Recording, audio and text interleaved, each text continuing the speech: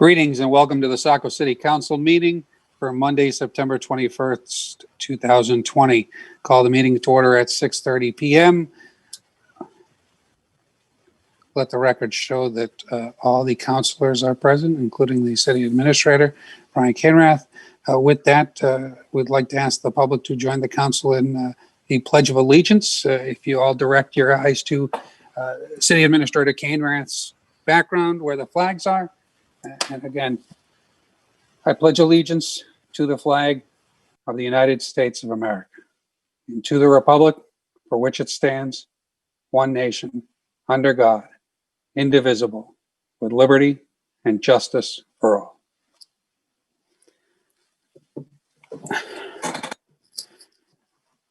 Thank you, everyone. With that, we are up to item 4 under general. There is nothing on the under general at this time. Moving on to committee correspondence to council, item 5. Are there any committee correspondence to council at this time?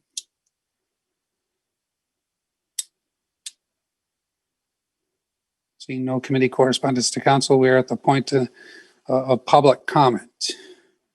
Item 6 of the agenda. If there's anybody who would like to speak during public comment, please use the raise hand feature of the Zoom platform and you'll be unmuted to speak to the councilor. Please keep your comments to 3 minutes and also state your name and address for the record. And again, those using a telephone, please use *9 as the raise hand feature. Again, please use the raise hand feature of the Zoom platform if you'd like to speak to council. State your name, address for the record, and please keep it to 3 minutes.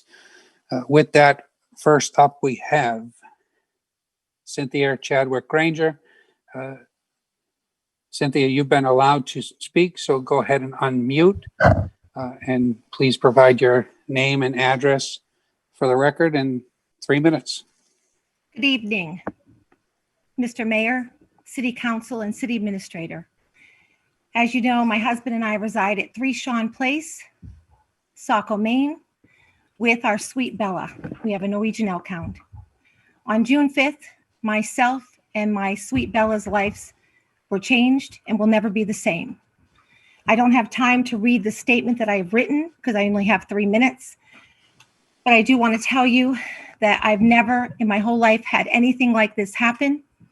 And I never would want anyone else in the community have it happen to them or a family member or their dog. So I do know that letters were read at one of the previous meetings, the letters that were presented to you, and I'm glad that those were taken care of.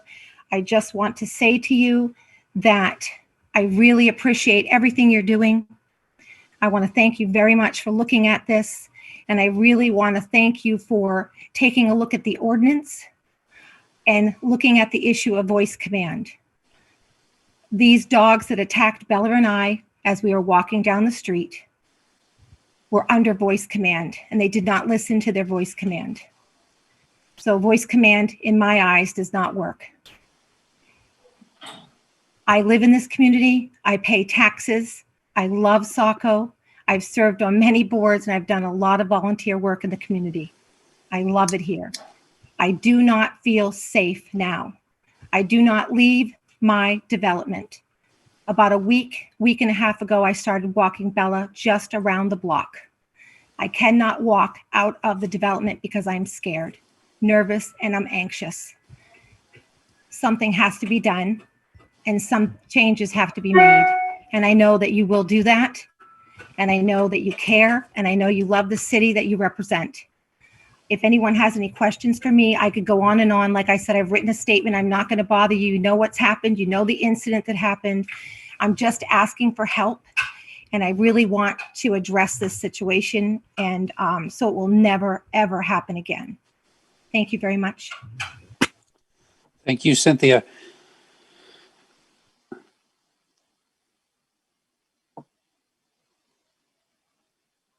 Up next, we have Andrew Firsch. Andrew, you've been allowed to talk. Please go ahead and unmute and then state your name and address for the record and provide your comments to the council. Good evening. My name is Andrew Fursh, and I am not a resident of Saco. I'm a teacher at Saco Middle School. I teach 7th grade on the Sebago project-based learning team at Saco Middle School. For the past 2 years, I've been fortunate enough to work with a dedicated group of educators and a wonderful group of community-minded students. In that time, one of the many things that we as a team have instituted are community project blocks, which is an opportunity for students to become more involved in their local community by working on projects with the intention of helping and improving the place they live. They vary greatly in size and scope, but two of the biggest ones are the Conservation Project and the Climate Emergency Declaration Project, which are truly inspirational in their vision. They've required hundreds of working hours, probably 1,000 handwritten letters, and that's not an exaggeration, dozens of interviews and meetings, and an intense dedication from the young people of Saco towards bettering their community. And now they're being brought to you to help them become a reality. As a teacher, my hope is that children will be inspired to action by improving the community they're a part of so that it may be a better place because they're there. As a human being, my hope is that we will work towards our goals of improving life for all people while also protecting and cherishing the natural world in all its wonder and majesty. As a father and husband, my hope is that our communities will band together to do the challenging yet necessary work of protecting the natural world so that my wife and daughter and everyone else's family and generations to come will be able to safely and comfortably live in harmony with this miraculous world we live in. So I'm here tonight to ask you to please support our environment by passing the Climate Emergency Declaration. Please support the conservation campaign by generously providing open space funding. And I also implore everyone here, every counselor, every city staff, and every resident to also donate on the Saco Valley Land Trust website under Sebago 7.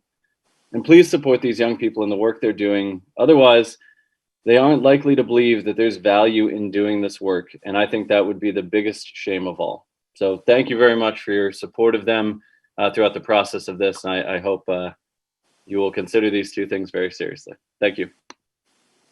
Thank you, Andrew.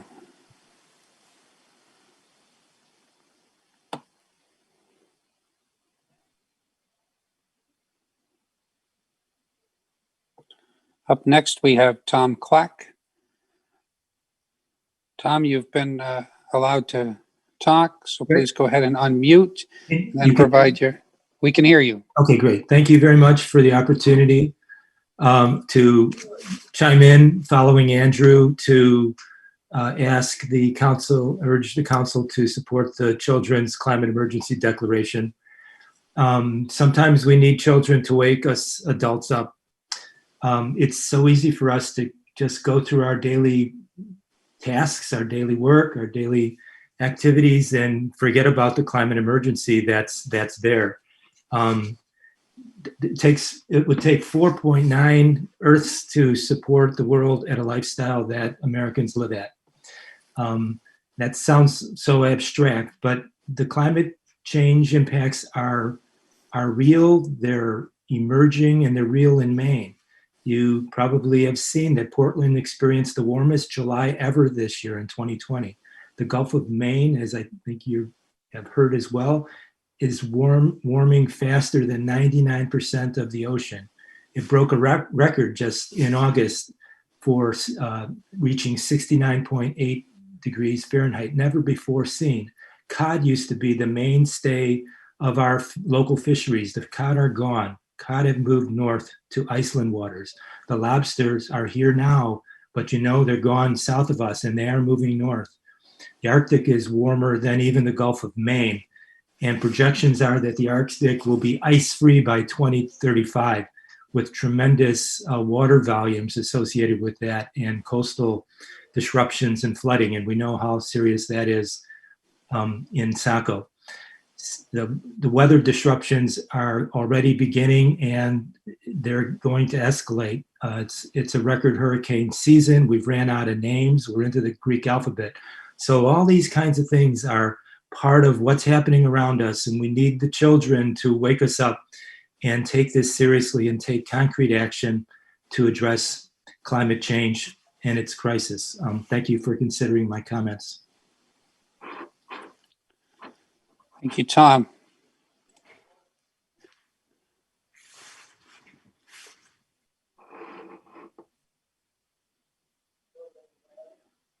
Up next, we have Margaret Mills. Margaret, you've been allowed to talk. Please go ahead and unmute and then provide your name and address for the record, and then 3 minutes. Thank you. My name is Margaret Mills. I live at 168 Simpson Road. I actually live next door to Tom Clack. Hi, Tom.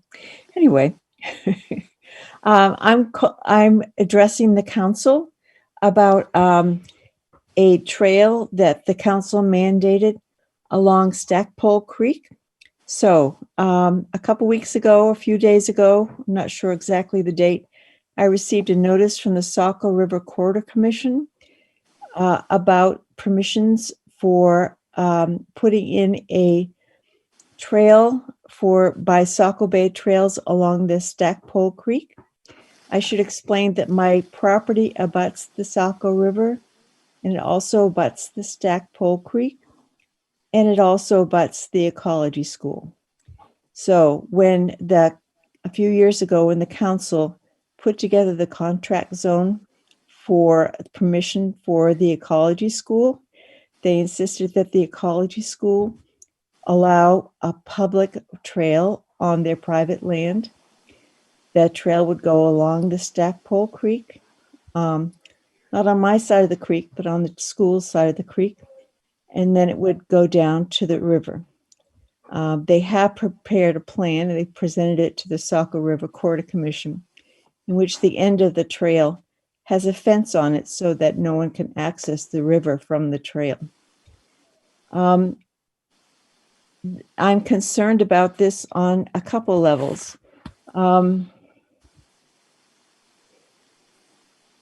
This is not going to be very good for protecting the watershed.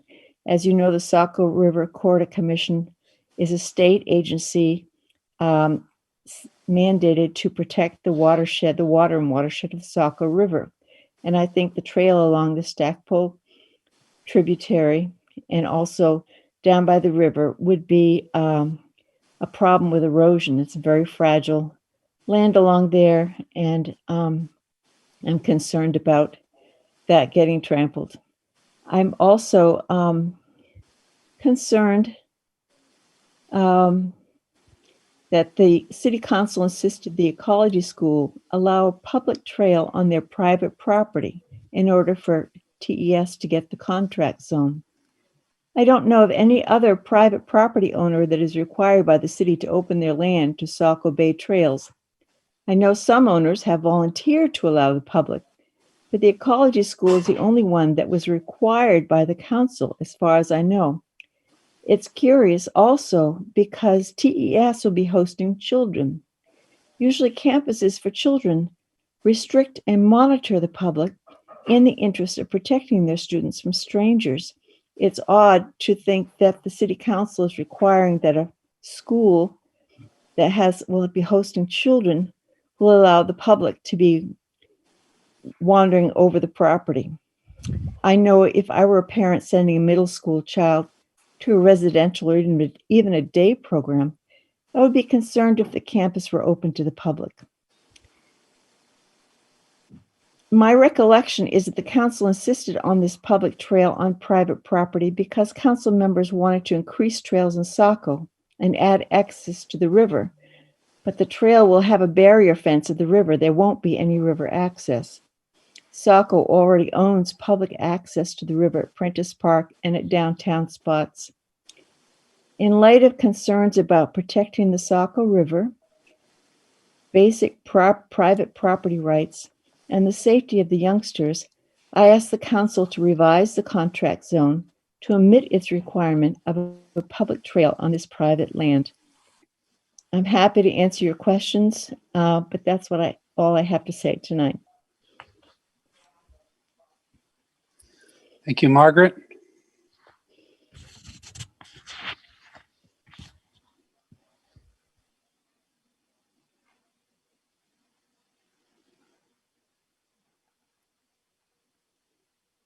Up next, we have Anna. Anna, you've been allowed to talk, so please go ahead and unmute. Hello, my name is Anna Siegel. I'm not a Saco resident, but I am here in support of a resolution. I'm here in support of the climate emergency resolution promoted by the students at the Saco Middle School. I am part of an organization called Maine Strikes and Maine Youth for Climate Justice, and we have been working on climate emergency resolutions and declarations across the state. So we worked with the Saco Middle Schoolers, and I'm here to tell you that first, they are a wonderful group of students. They were so passionate and dedicated, and they really care about this. They really care about the future of Saco, the state, and the world as a whole, and they believe in this climate emergency declaration. Second, I wanted to say that this isn't just something that some elementary schoolers are bringing to you as some school project. This is a statewide, national, and international movement that has full youth support. Climate emergency declarations have happened in Portland, South Portland, Bar Harbor, Brunswick, and are being worked on in other places, and have happened in certain countries have declared them, and cities across the US. So this, we are really at a moment with the Oregon wildfires and the upcoming election and the pandemic where we're seeing all these issues collide. And if we hadn't known that the climate crisis was an emergency before, we certainly do now. So I urge you to pass this resolution and to work with the students and to follow through on what it says, because because the youth are here showing up, and the youth of the state, such as myself, are behind them. Thank you. Thank you, Anna.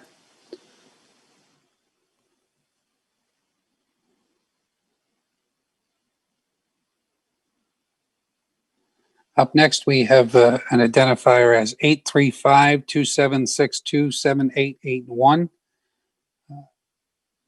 You've been allowed to speak. Please go ahead and unmute and provide your name and address for the council, and then 3 minutes. Yeah, I'm very sorry about that. I actually go by the name of Cole Cochran. I'm not a series of numbers. And I am here to provide testimony in support of the resolution endorsing the declaration of a climate emergency and an emergency mobilization effort to restore a safe climate. The city of Saco is facing a dire future. The effects of climate change and global warming are facing Maine in its enormity. According to a York County case study conducted by the University of Maine, temperature increases will be far more severe in the northeastern section of the United States. They have estimated our temperature increases to be 2.5 degrees Fahrenheit to 4 degrees Fahrenheit by 2050. And if we do not regulate carbon emissions, they expect our increases to be 8 to 12. As a coastal city, we will not be able to sustain such drastic changes to our environment. And with a lack of response, we will face a disastrous future filled with suffering, damages, and regret.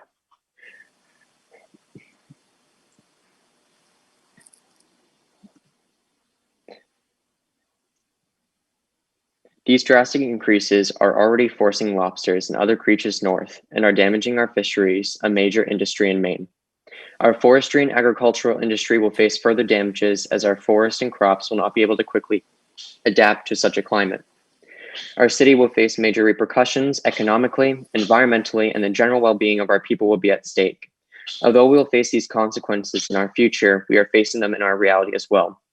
We have already experienced millions in property damage along the coast because of increasingly violent storms that have been induced by climate change and global warming. We, as a state, have had to regulate and limit the number of fishermen because of the scarcity of lobsters and other marine creatures. Flooding has become a regular occurrence at Camp Ellis during storms. These issues are all caused by global warming and climate change, and our lack of response will cause further devastation and plunge us into an economic crisis that will affect every individual, family, organization, and industry. This is the existential crisis of mankind. As it is detailed in the climate resolution, the United Nations has recognized that we must undergo fundamental reform to every sector of our way of living and functioning by 2030 in order to sustain our planet. This is only a 10-year period, and in comparison to the history of humanity, this is a blink of an eye. We are running out of time, and every time we delay, underfund, and downplay the effects of climate change, that is yet another moment wasted amongst the very little we already have. It is now the time to change Saco. It is now the time to change our ways for the greater good of humanity and to protect our existence. The climate resolution is just the beginning. The climate resolution will ensure that Saco has an obligation to preserve and protect our environment to our greatest potential. This will be through the means of reducing our carbon footprint, subsidizing renewable energy, and working with the state on how to achieve such goals. This resolution will not only hold our government accountable for combating climate change, but will also be the initiative to drive further policies to improve our community as a whole. The resolution will establish guidance on how to direct our time, efforts, resources, energy towards climate change in an effective manner that will show that our city is committed to its people and its environment. Thank you very much for your time. Thank you, Cole.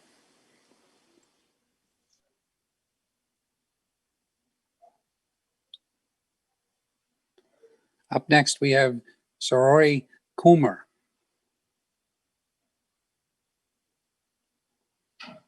Sorori, you've been allowed to talk. Please go ahead and unmute and then provide your name and address for the record. Hi, my name is Surohi Kumar. I'm not a resident of Saco. I'm a resident of Bar Harbor, 13 Stony Brook Way is my address. I'm here because I'm a resident of Bar Harbor, and in November, I sat in the same place where these middle schoolers are sitting right now, asking their leaders to declare a climate emergency. In that November, the Town Council of Bar Harbor did declare a climate emergency, and in doing so, they took a step towards a better future. As a youth who deals with climate stuff, I think that it's imperative that you understand how scary it is to be in our position. I'm 16. I sat before the Town Council when I was 15. I learned about the climate crisis and the severity of what we were facing when I was 14. These are middle schoolers who are younger than I was when they learned about this. They're dealing with huge, incomprehensible global crises at an age before they can drive, before they can buy some things from stores. I think that that is something that we don't comprehend, and unfortunately you lose because you can't see them sitting in front of you. They're children, and they're dealing with issues that a lot of our leaders don't even want to face. And I think that unless you guys pass this climate emergency declaration and you follow up with them and you incorporate them into this process and you take the steps necessary to ensure that they have a livable future, that they can continue to grow up in Saco, that they can raise their kids there, and that their kids can have jobs and who can go out and actually enjoy the nature that we're so blessed to live in, I think you guys are going to fail them. So I'm here to ask you to declare this climate emergency, because as a youth, I can tell you that we're all afraid for our future. And unless you take steps right now, we're not going to have one. Thank you for your time. Thank you, Sorori. Up next is Josh Wood. Josh, you've been allowed to speak. Please go ahead and unmute and then state your name and address for the record and provide your comments to the council. Hi, my name is Josh Wood, and I'm not a resident of Saco. I'm a resident of Sanford.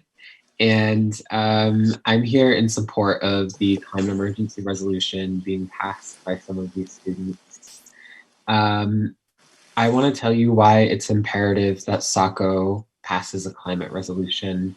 And I think it starts with recognizing that we all have the potential to build a better future. This climate emergency resolution is our pathway to ensuring a just, equitable, safe future for all of us, including youth. But ultimately, it is us, the kids, who will be left with the consequences if we don't pass this resolution. My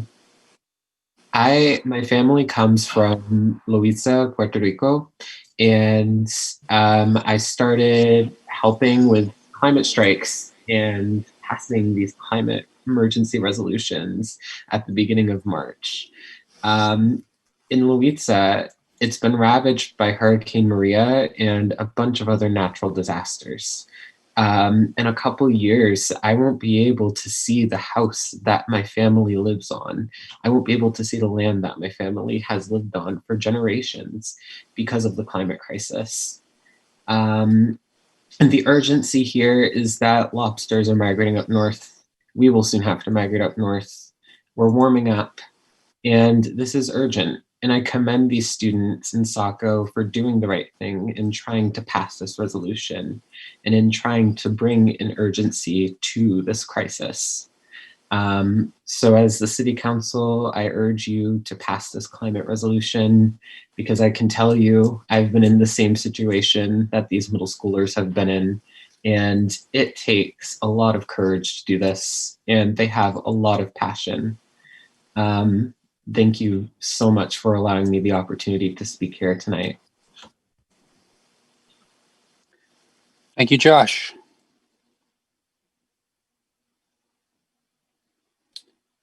Up next, we have Heather Lehman Kenyon. Heather, you've been allowed to speak. Please go ahead and state your name and address for the record and provide your comments to the council in 3 minutes. Thank you for taking my comments. My name is Heather Lehman Kenyon. I am not a resident of Saco, but I live at 186 Payne Road in Scarborough. I am an environmental law student at Maine Law. I'm here to speak in support of the declaration of the climate emergency, as well as in support of the Saco Middle School land purchase. I'll be brief, but first I wanted to highlight that taking steps now is imperative to addressing the environmental issues we face. I echo the sentiments of everybody else that has spoken, but I want to highlight that waiting to address such issues is also economically wise. Taking proactive and mitigating steps today will prove to be much more beneficial than taking a reactive approach in the future, which will prove to be an incredibly daunting task. And second, I want to point out the dedication and the foresight that the Saco Middle School students are demonstrating to their community. I think that supporting them should be at the top of our priorities. We need these are the characteristics that we need our young people to have. And I think that they've done a wonderful job in proving this to their community. And I think that we would be well served to support them because they are our future. Thank you. Thank you, Heather.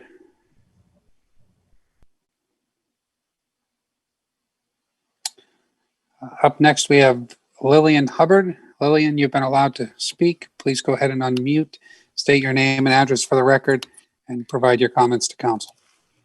Hi, my name is Lillian Hubbard. I'm not a resident of Saco. I'm from Cape Nettic, and I'm speaking tonight to encourage the town of Saco to join the 1,700 other towns and cities across the globe in declaring a climate emergency. I've just written down a few comments on the effects of climate change here in Maine that I hope will convince you to take action. The Gulf of Maine is warming faster than 99% of oceans across the globe, which is deadly for many species across the state, but specifically lobsters. Over the next century, if ocean temperatures continue to rise at a consistent rate, our southern Maine lobstermen, including my dad, uncle, and cousin, will struggle to pull in enough crustaceans for a livable income. By 2050, our lobster population is expected to diminish 40 to 62%. Here in Maine, temperatures have risen 3.1 degrees Fahrenheit since the early 1900s. Because of this, we've been seeing increased intensity of rainfall, destructive flooding, droughts, and heat waves. Increased winter temperatures will bring less snow and more rain, which will slow our winter tourism industry, specifically skiing, snowmobiling, ice fishing, or snowshoeing. In the summer, we will see temperatures rise into the 90s on a more regular basis for low-income families who can't afford air conditioners, or for our elderly population. These heat waves could be deadly. Sea level is expected to rise 3.3 feet by the end of the century. However, even small increases in sea level will have large impacts along the coast due to storm surges and exceptionally high tides. Sea level is affecting real estate, with flooding occurring in critical areas along the entire coast of Maine, including some of the beautiful waterfront neighborhoods and businesses in Portland. The burning of fossil fuels by humans is the largest source of emissions of carbon dioxide. However, even if we shut down all fossil fuel plants tomorrow, that previous carbon dioxide produced will still exist in the atmosphere for hundreds of more years, which is exactly why we don't have the time anymore to debate this crisis. Us youth shouldn't be the only ones fighting for a livable future, a livable planet, and have to plead with elected officials to take us seriously. I'm urging Saco to make the right decision and protect Maine's beautiful environment and people. It is a step in the right direction and will encourage many other towns in Maine and across the country to follow our lead. Thank you.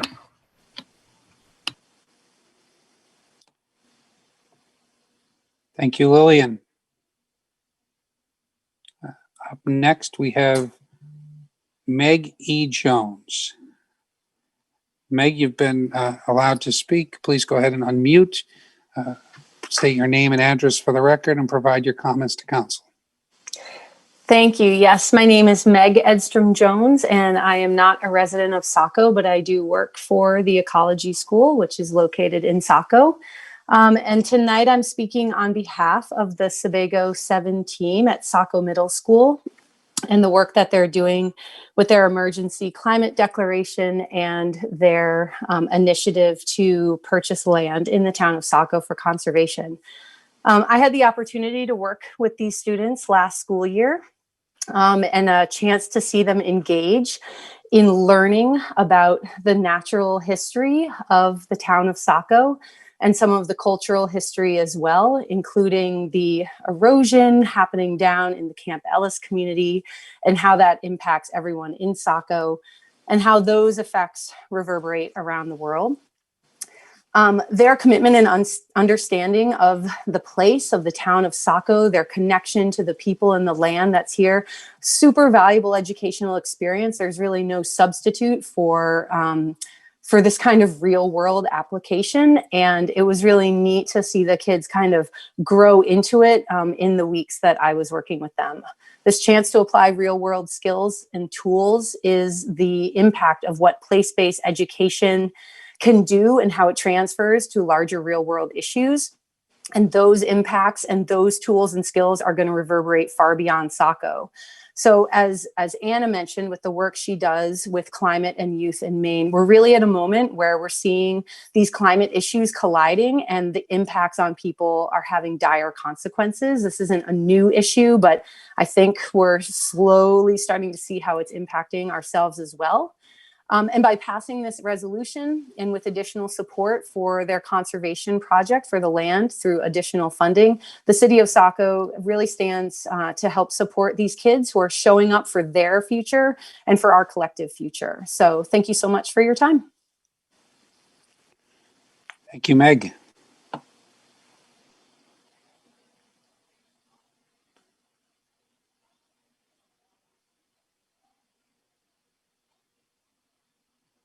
Up next, we have, excuse me, Representative Maggie O'Neill.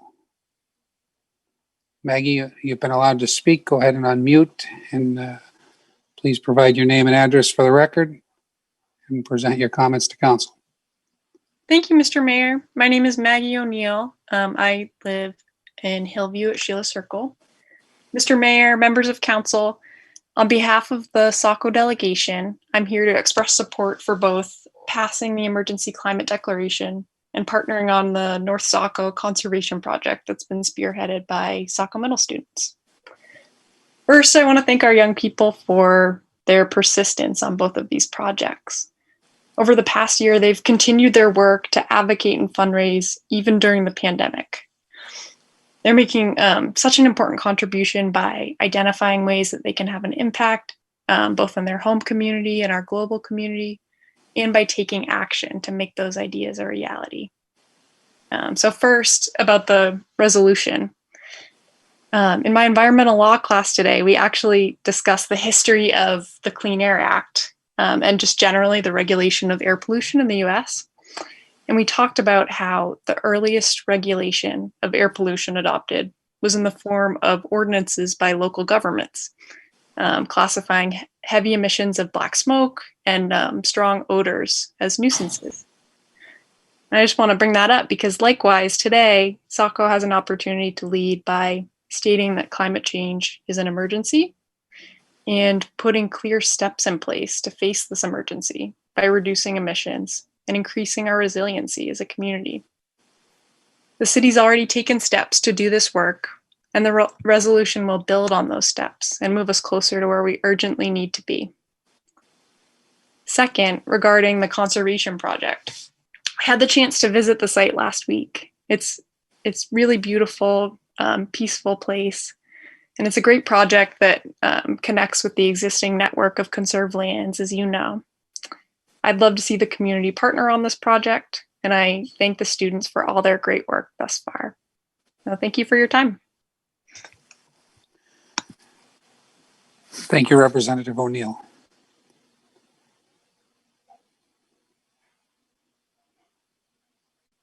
Next up, we have Stella.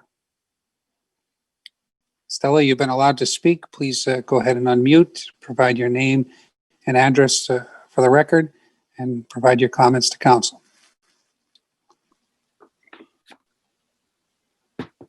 Hello there, City of Saco. My name is Stella Foy, and I live on Evergreen Drive, and I'm a 7th grade Saco Middle School student at SMS. I am speaking to you about the conservation of the 8-acre piece of land. It's important because what would you do if you were an animal?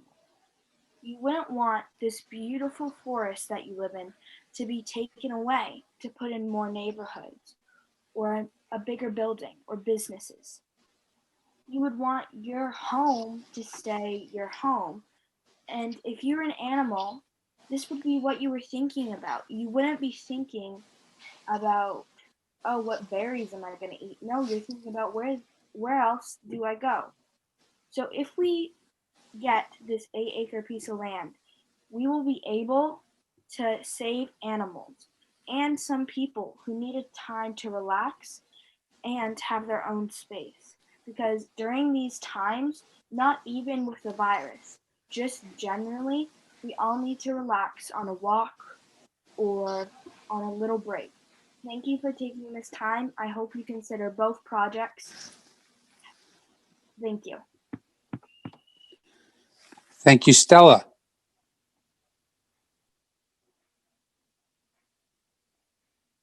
Up next, we have Kathleen Worth. Kathleen, you've been allowed to speak. Please go ahead and unmute and provide your name and address for the record. Okay, hi, thank you. My name is Kathleen Worth, and I live at 7 Sparrow Drive in Kennebunk, but I've worked in Saco for the last 5 years, first at the Dyer Library, and now I have I'm starting my 3rd year as the Saco Middle School librarian. So I wanted to speak in support of the Saco Middle School Sebago's teen students who have been working with the Saco Valley Land Trust to purchase and conserve the 8 acres of land that everybody's been speaking about and along the Nonesuch River. And the students wanted to do something to preserve the environment. They decided that it would buy and save natural space. They're also working towards having the city of Saco adopt the Climate Emergency Declaration resolution. I don't know about you guys, but when I was in 7th grade, you would have had to twist my arm to just go outside and pick up garbage on the side of the road to show my civic duty. So these kids have big ideas and they really care. I think there's just so many good things about this conservation project that they're doing. One of the problems that happens sometimes with conserved land is that just bits and pieces get conserved and therefore sometimes become like just small fragments or islands of natural diversity. So one of the special elements of this project is that the parcel of 8 acres that the Sebago students are working towards purchasing would then tie together other parcels of conserved land, and therefore would create a much stronger natural corridor for wildlife, plants, and people. So that just makes the whole conservation project stronger. And I think we've all learned recently how important it is to have these natural spaces to enjoy and spend time in. More and more people have been spending time outdoors during the pandemic, and with good reason. I just read a Harvard Medical School article talking about a growing scientific field called ecotherapy that has shown a strong connection between time spent in nature and reduced stress, anxiety, and depression. And I think we all know how important it is to have healthy releases for stress and anxiety that many of us are probably have and are still experiencing with the pandemic. Conserved land is definitely a public investment in our community that will appreciate over time. Having these natural resources and spaces are very attractive, both to our current citizens, but also for people who are considering moving to the area and buying homes.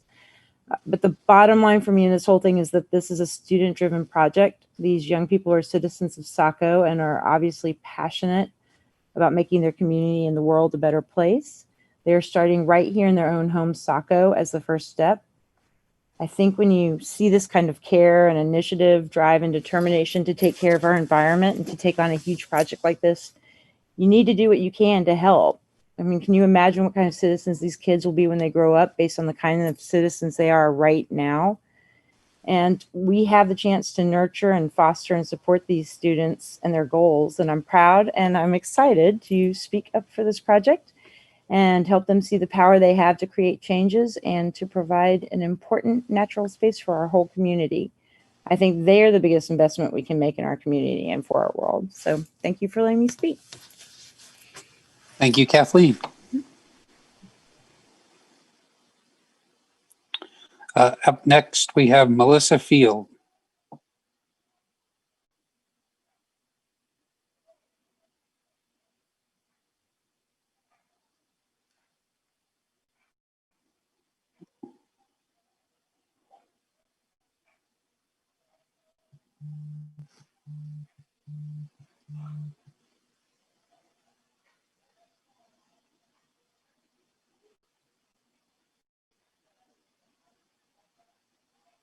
Melissa, go ahead and unmute and provide your comments to council.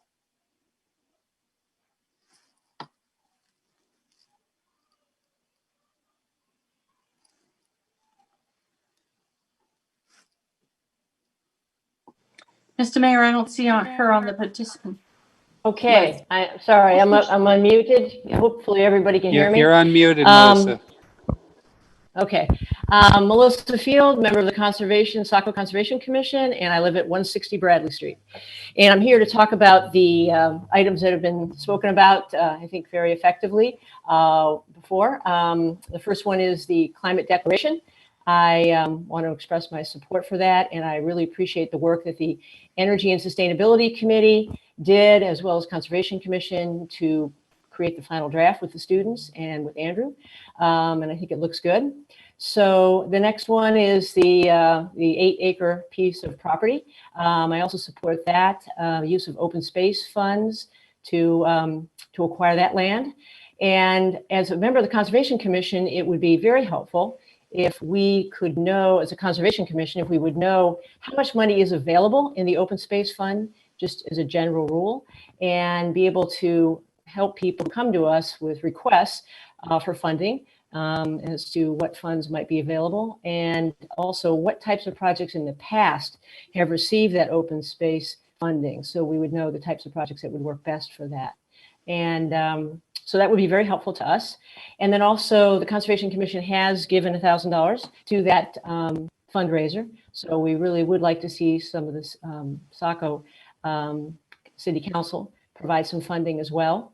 And I just want to say that the students have done a terrific job this past year working with the Conservation Commission to help our project of putting together a GIS map of certain sites around the community, and one of them being they did at the at Horton Woods, as well as the work they did at the what was it, Atlantic Way and Saco Heath.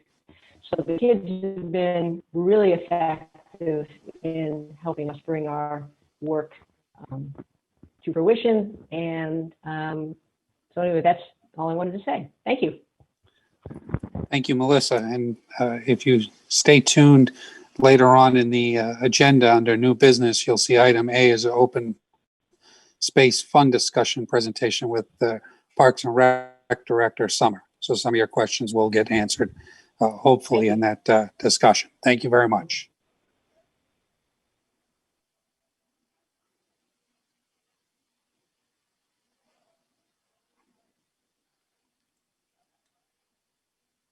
Up next, we have Erica DeGeorge.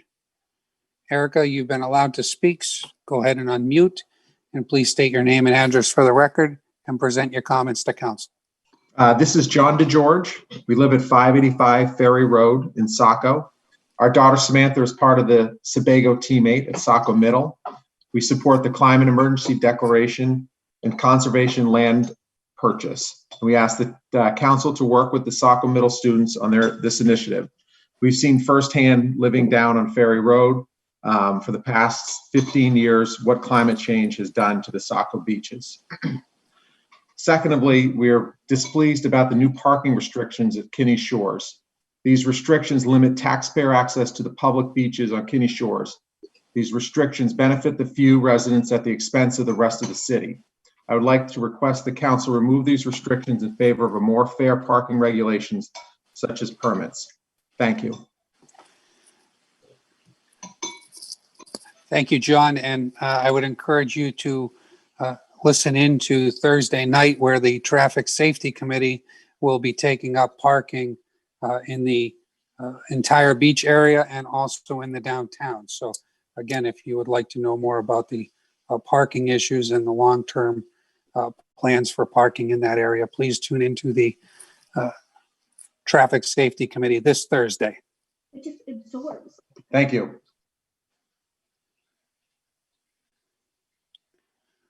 Up next, we have Ruby Peterman. Ruby, you've been allowed to speak. Please go ahead and unmute and state your name and address for the record and provide your comments to council. Hi, my name is Ruby Peterman. I'm not a resident of Saco, but I live in Hollis, and I'm here to support the initiatives of Saco Middle School students. I'll try and be brief, but over the last few years, I've met countless amazing and inspirational youth who are fighting for a livable future for Maine and creating this really amazing change. I've had the opportunity to meet these Saco Middle Schoolers and speak with them as a member of Maine Youth Climate Strikes, and I cannot begin to express how impressed and thankful I am for their passion and initiative. These kids decided that they wanted to work on something important to them, their futures and their communities, and then they tackled that project head on. And I urge you to think about the impact that these students are having and the importance of having young Mainers build these connections and bridges, because these are not just middle schoolers working on a class project, but future leaders who are going to change the world. Thank you. Thank you, Ruby.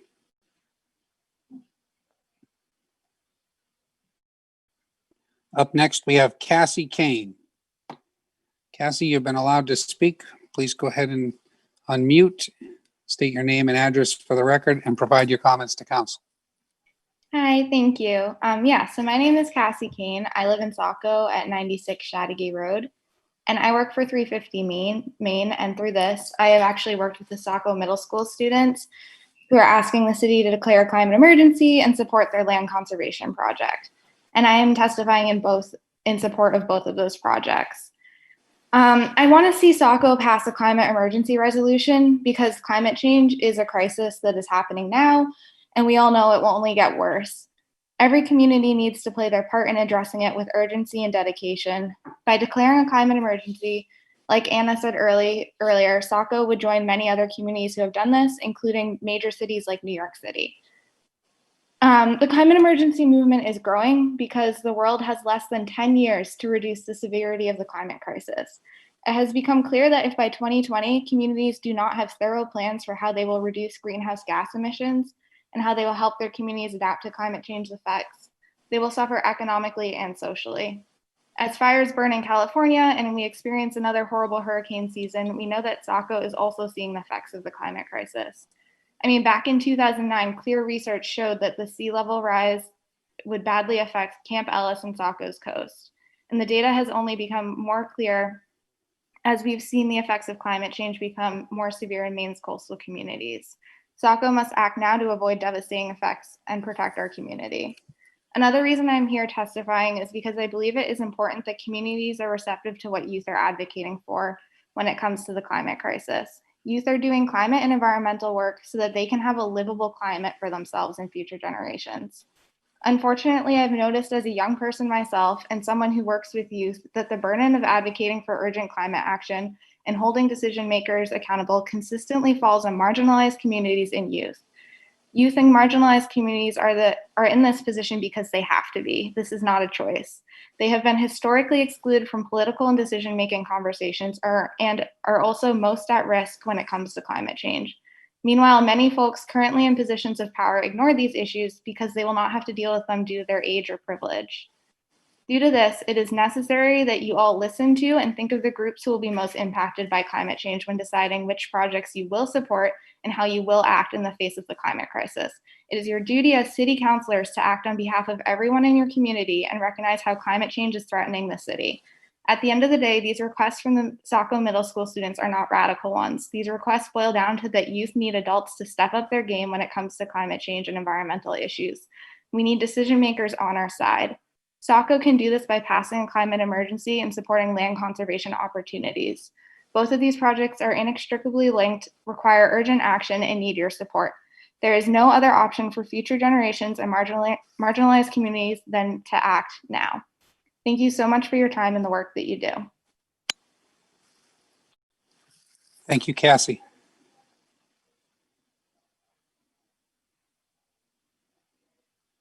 Up next, we have Gabrielle Price.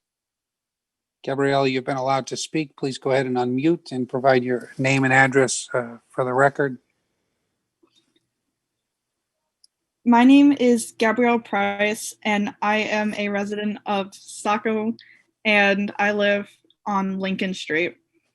I am here in support of both the Climate Emergency Declaration and the conservation effort, as I am an 8th grade Sebago student.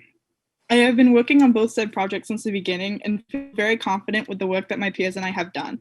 It is a deep matter that reaches down to my very core, as my appreciation for this miracle of a world we live in is quite strong, as every day we live on this planet is a gift. I haven't been alive for long, but I've taken the wisdom from those older than I am, and I know that this planet is suffering and our world is not as beautiful as it used to be. The importance of the Climate Emergency Declaration is quite easy to explain, but it's more important to me than that. Our planet has been alive for about 4.5 billion years, and that's a lot. But as our technology advanced and we learned more about what we can do, we started harming the planet while creating devices or fueling vehicles with oil and gas. All the burnt fossil fuels release tons of carbon dioxide and other greenhouse gases into the atmosphere, which is the result of our climate changing. But fossil fuels aren't the only issue when it comes to global warming. Farming and deforestation are also huge players for global warming. When we deforest and chop down trees, that means the more carbon that is being taken in by the trees and recycled into oxygen is smaller, as there isn't as much trees to do the job. Farming or crop production can produce up to a quarter of the increase to the seasonal cycle of the atmosphere's carbon dioxide. There will come a time when our damage will be irreversible, and we'll just harm the planet till we can't breathe or live properly. Global warming is affecting the world massively. Our planet heats up, which causes more droughts to appear, more wildfires to form, and we know from countless states in our country that the wildfires are deadly. Climate change also has an effect on our storms, have it be thunderstorms, tornadoes, or hurricanes. Take a look at a hurricane season this year. It's still in effect with 2 normals, 3 tropical storms, the remnants of one, and the potential forming of another. All of this listed above are the effects of climate change and global warming, but this adds into why the 8-acre parcel of land is important and why we need to conserve it. There are many animals in Maine that are struggling to survive because of their new living conditions. One of the most endangered species in Maine is New England cottontail, a rabbit that only has 13,000 left. Of course, they also live in New Hampshire and other states, but we're taking away the rabbit's territory, which has resulted in the 80% decrease in its population since the 1960s. New Hampshire and Maine has put the New England cottontail on the endangered species list, and think about the effect that the 8 acres can do for them and countless other animals that need protection. And perhaps the cottontail rabbits won't benefit specifically from the land, but we can create a butterfly effect and push others to do this all around the state, resulting in saving other animals and species. Actions have made animals suffer, and I want to fix these mistakes and restore the planet to a world where we can live on the same earth that these animals used to walk on. It won't be the same, and it would take forever to restore it to what it once was, but I want to fix the mistakes that some have made before me and restore Earth for future generations and our ecosystems. Therefore, this is why we're asking you for your time to hear what we have to say. This couldn't have been possible without such amazing educators who have led my peers and I in the right direction. I'm thankful for those I've been able to work with, and I hope our work can be pushed forward through the red ribbons of success, and we can make a step into making Saco a safer place and a model of what the world should be. Thank you for your time. Thank you, Gabrielle.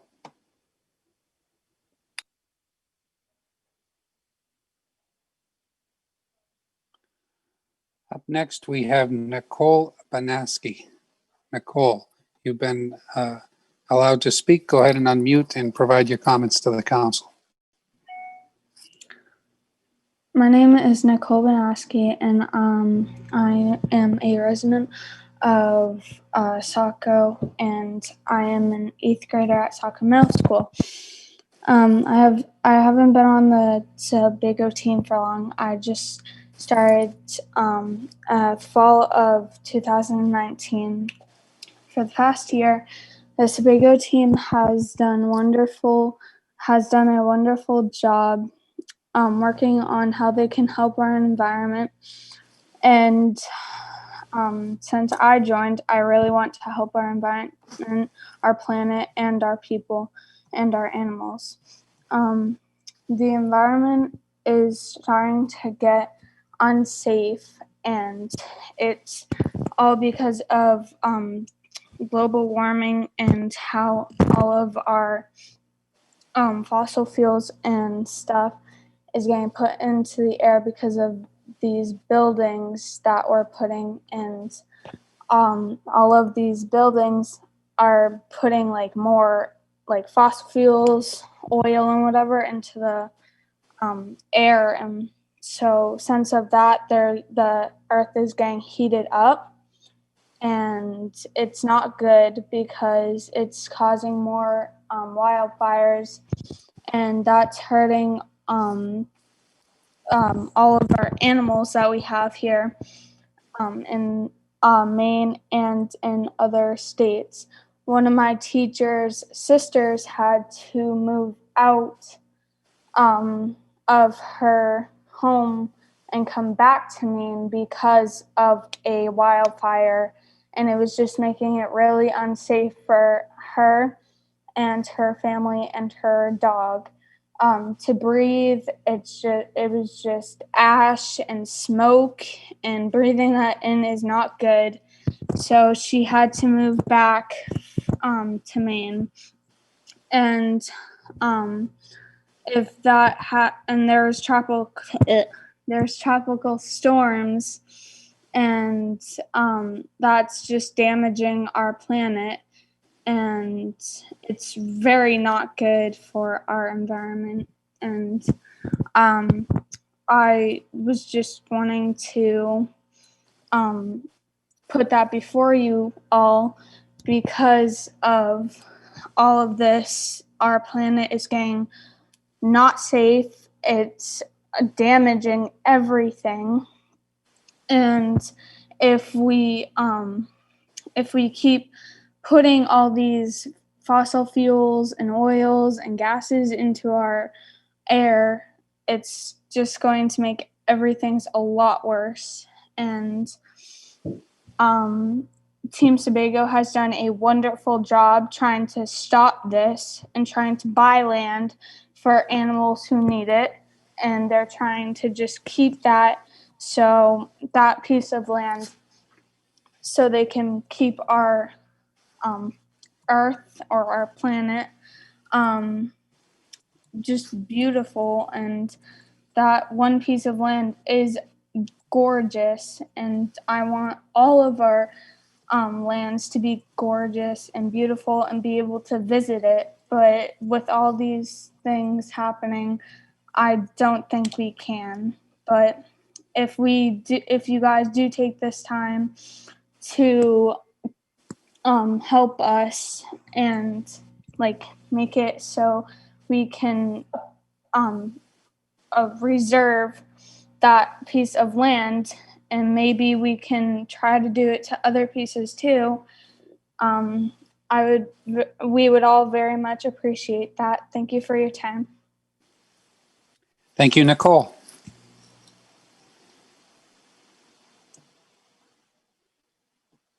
Okay, with that, if there's any other public comment. Mr. Mayor. Let's see.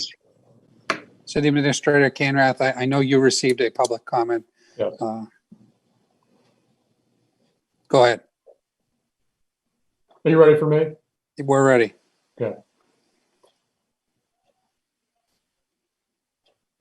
So this comes to us from Christina Shea, the Ward 1 school board member. She writes, "Dear Mr. Mayor and Council, I cannot attend tonight's City Council meeting, but I ask that my comments be read into the record in support of the Saco Land Trust project spearheaded by Saco Middle School's Team Sebago. I'm a lifelong Mainer, straying briefly for college before moving back to Maine. It was important to my husband and I to find a community that was centrally located from our respective families. We enjoy the Saco community, especially since we're a quick walk, bike ride, or car jaunt from some really great natural experiences without leaving city limits. In a technology-driven world, it is nice to have a nearby place to get away and enjoy nature. And what a perfect way for our children to learn about our local environment, conservation, and the importance of it to our local, state, and global community than to do such an important hands-on project. All too often, we hear of a natural disaster, such as a hurricane or wildfire, or an environmental tragedy, such as an oil spill, oil or chemical spill or leak. But these disasters are often not on the other side of the country or globe, and it's hard to wrap our head around how that impacts us here in Maine. Climate change is real, and no matter where in the world an environmental event happens, it affects us all. As Gianna, a Team Saco student, beautifully noted on the website, every impact to Saco's ecosystem is an impact on us all as well. I fully support Team Sebago and their efforts. I'm rooting for them to be successful with this important project that benefits Saco and the entire state. Thank you for reading my letter. Again, Christina Shea, Ward 1 School Board Member. That's all I have. Thank you. Thank you, City Administrator Kainrath. Last call for public comment.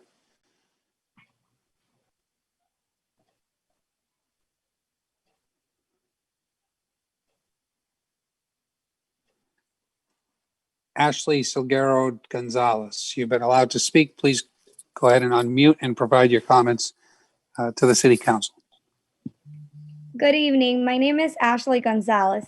As a biology student at the University of Southern Maine and member of the Saco Conservation Commission, I support Saco Middle School students on the Climate Change Declaration. We need to protect the environment for future generations. Thank you.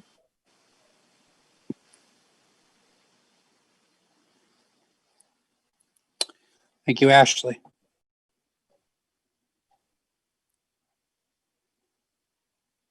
With that, I see no more hands raised and nobody seeking further recognition. We are now moving on to item 7, approval of the minutes. There are no minutes to approve. We are up to items 8, consent agenda items. We have 4 items on the consent agenda. Item E is approved changes to the Maine PERS plan, adding COLA for firefighters. COLA is an acronym for cost of living adjustment. B, confirm the mayor's appointment to the Intercultural Competency and Awareness Ad Hoc Committee of Mr. Ryan Prescott. C, confirm the mayor's appointment to the Arts Commission for Ms. Kathleen Pierce. And D, confirm the mayor's appointments to the Water Resource Recovery Department Coastal Resiliency Ad Hoc Committee with Greg Copeland. And that is the consent agenda items. Are there any motions to Councilor Copeland? I move to be out of the consent items because I will have to recuse myself. That's my husband. Second. Okay, we will deal with item D as an action item, as the first action item, so it will replace item A as item A. With that, with the remaining consent agenda item, well, let's take a vote on that. Hold on. Mr. Mayor. Council, go ahead. Councilor Johnson. I would request that we remove item A also. I think it's appropriate to have that read into the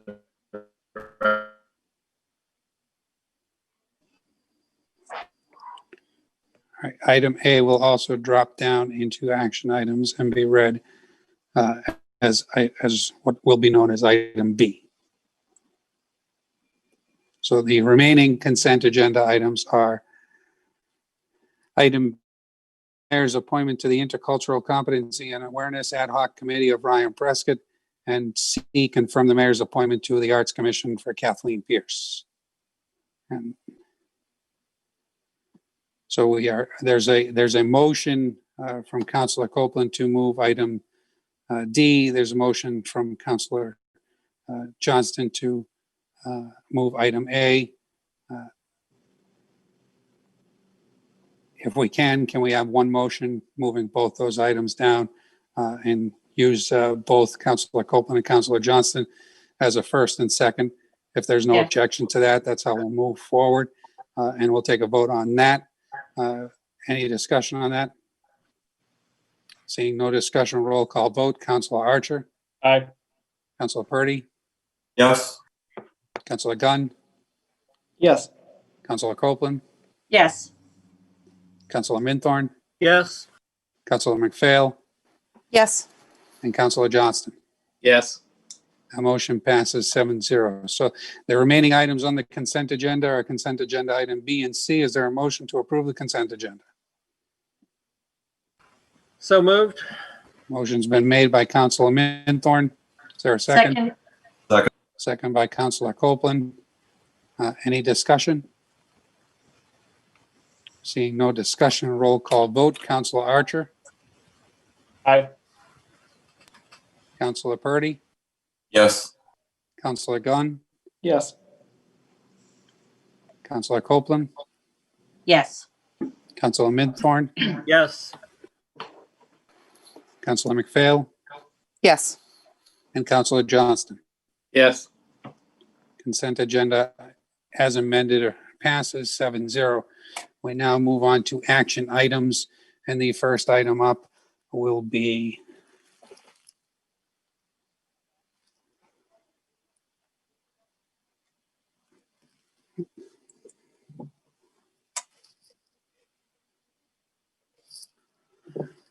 what was item A of the consent agenda, approved changes to Maine PERS plan, adding COLA for firefighters.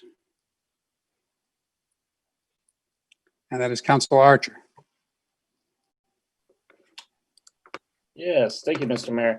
As part of the union negotiations for the Saco Professionals Firefighters Association, IAFF, Local 2300, ALF, CIO, CLC in the fire department, an agreement to switch from the 3N to 3C retirement was approved. This change moves these firefighter retirement plans from one that does not have a cost of living adjustments for retiree to one that carries this benefit. Maine State Retirement requires a separate vote for the council for this specific change that went into effect on July 1st, 2020, in order to finalize this change and acknowledge retroactive contributions.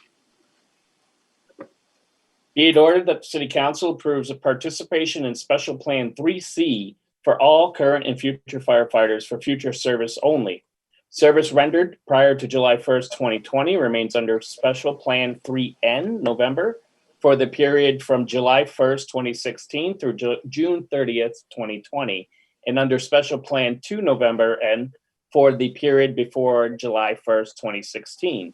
The City Council authorizes the finalization of this agreement between the City of Saco and the Maine Public Employees Retirement System. I move to approve the order.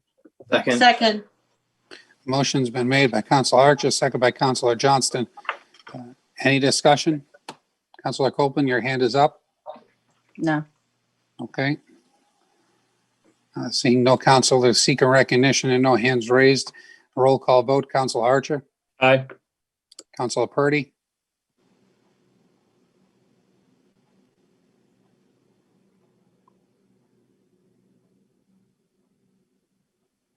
Councilor Purdy? He's frozen in time. He looks frozen. It looks like he's... Or he's thinking really hard.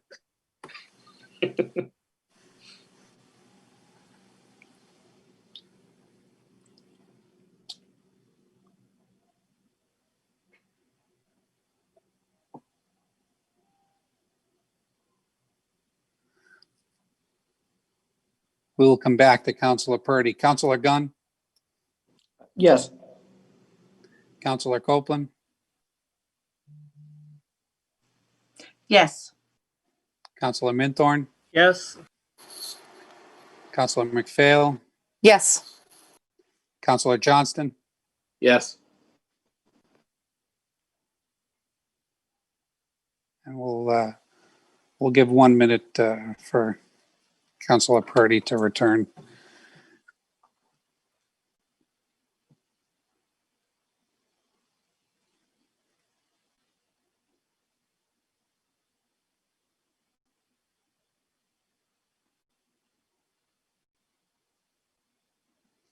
Councilor Purdy, welcome back. Thank you, and yes. Thank you. Motion passes 7-0. With that, we are up to what was item D of the consent agenda, now item B of the action items, and that is confirm the mayor's appointment to the WRRD Coastal Resiliency Ad Hoc Committee of Greg Copeland. With that, is there a motion? Yes, Mr. Mayor, thank you. On August 3rd and August 17th, the City Council authorized the creation of a WRRD Coastal Resiliency Ad Hoc Committee to bring together community members, city councilors, and city staff to identify a set of community goals to guide future investments and priorities for the Water Resource Recovery Department. The WRRD and Communications Department are partnering with the U.S. Environmental Protection Agency to convene this community stakeholder group to facilitate and support meaningful conversations between the anchor institution and community members. Staff recommends approval. Be it ordered that the City Council confirm the mayor's appointment of Greg Copeland to the WRRD Coastal Resiliency Ad Hoc Committee. I move to approve the order. Second. Motion's been made by Councilor McPhail, second by Councilor Minthorn. Mr. Mayor? Any discussion? Councilor Copeland? I don't know where I'm supposed to recuse, but I'm recusing. Thank you, Councilor Copeland. Any further discussion? Seeing no hands raised, nobody seeking recognition. Roll call vote. Councilor Archer? Councilor Archer, you're muted. For formality, aren't we supposed to vote to recuse Lynn, Councilor Copeland? You made a request to the council to recuse herself, then we have to approve it. I think Councilor Copeland can abstain without the council Or we can just actually abstain. taking a vote. What can happen is you can vote to allow her participation, but I think she has just decided to abstain, and that is her right, and that's how we will move forward. Aye. Thank you. Councilor Purdy? Yes. Councilor Gunn? Yes. Councilor Minthorn? Yes. Councilor McPhail? Yes. And Councilor Johnston? Yes. The motion passes 6-0, one abstention. Moving on to what was item A of the action items, which is now item C, a resolution endorsing the declaration of the climate emergency and emergency mobilization effort to restore a safe climate. Councilor McPhail. At its March 30th meeting, City Council reviewed the first version of this enclosed climate resolution prepared by Saco Middle School students. The council asked that the Energy Committee review the document and provide comments, which was done in April. The Conservation Commission further reviewed and provided feedback during June and July of 2020. On September 1st, the Energy Committee met with several Saco Middle School students and Andrew Fursh, the teacher, to discuss the resolution and modifications, especially to the originally presented deadlines. This third version of the resolution represents the culmination of much work by the students, Conservation Commission, and Energy Committee representatives that better incorporate the city's and students' expectations. Staff recommends the City Council review the enclosed declaration and consider approval. To help promote the transparency and to have the declaration read on record, I have chosen to read the resolution presented, if that is okay. Councilor McPhail, go ahead. Thank you. City of Saco, resolution endorsing the declaration of a climate emergency and emergency mobilization effort to restore a safe climate. Whereas in October of 2018, the United Nations released a special climate report which projected that limiting warming to even the dangerous 1.5 degrees Celsius target this century will require an unprecedented transformation of every sector of the global economy by 2030.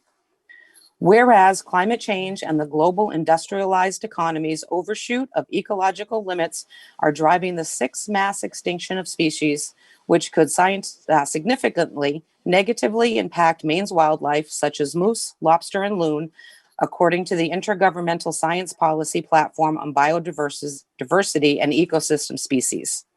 Whereas death and destruction already wrought by current average global warming of 1 degree Celsius demonstrates that the Earth is already too hot for safety and social justice, as attested by increased and intensifying events such as snowstorms, hurricanes, floods, rising seas, disease, droughts, and extreme weather worldwide.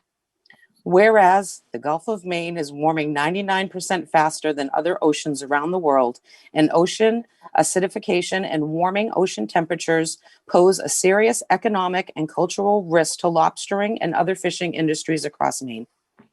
Whereas climate change has led to marked shifts in local seasonal temperature changes and thus threatens the natural ecosystem and weather patterns of economic activity such as tourism and seasonal recreation, including snowshoeing and other outdoor activities, and public health due to increased local incidents and tick-borne illness such as Lyme disease. Whereas rising sea levels due to climate change are eroding wetlands and beaches such as Camp Ellis and Saco and across Maine's coast, increasing damage and vulnerability of other coastal areas during severe storms.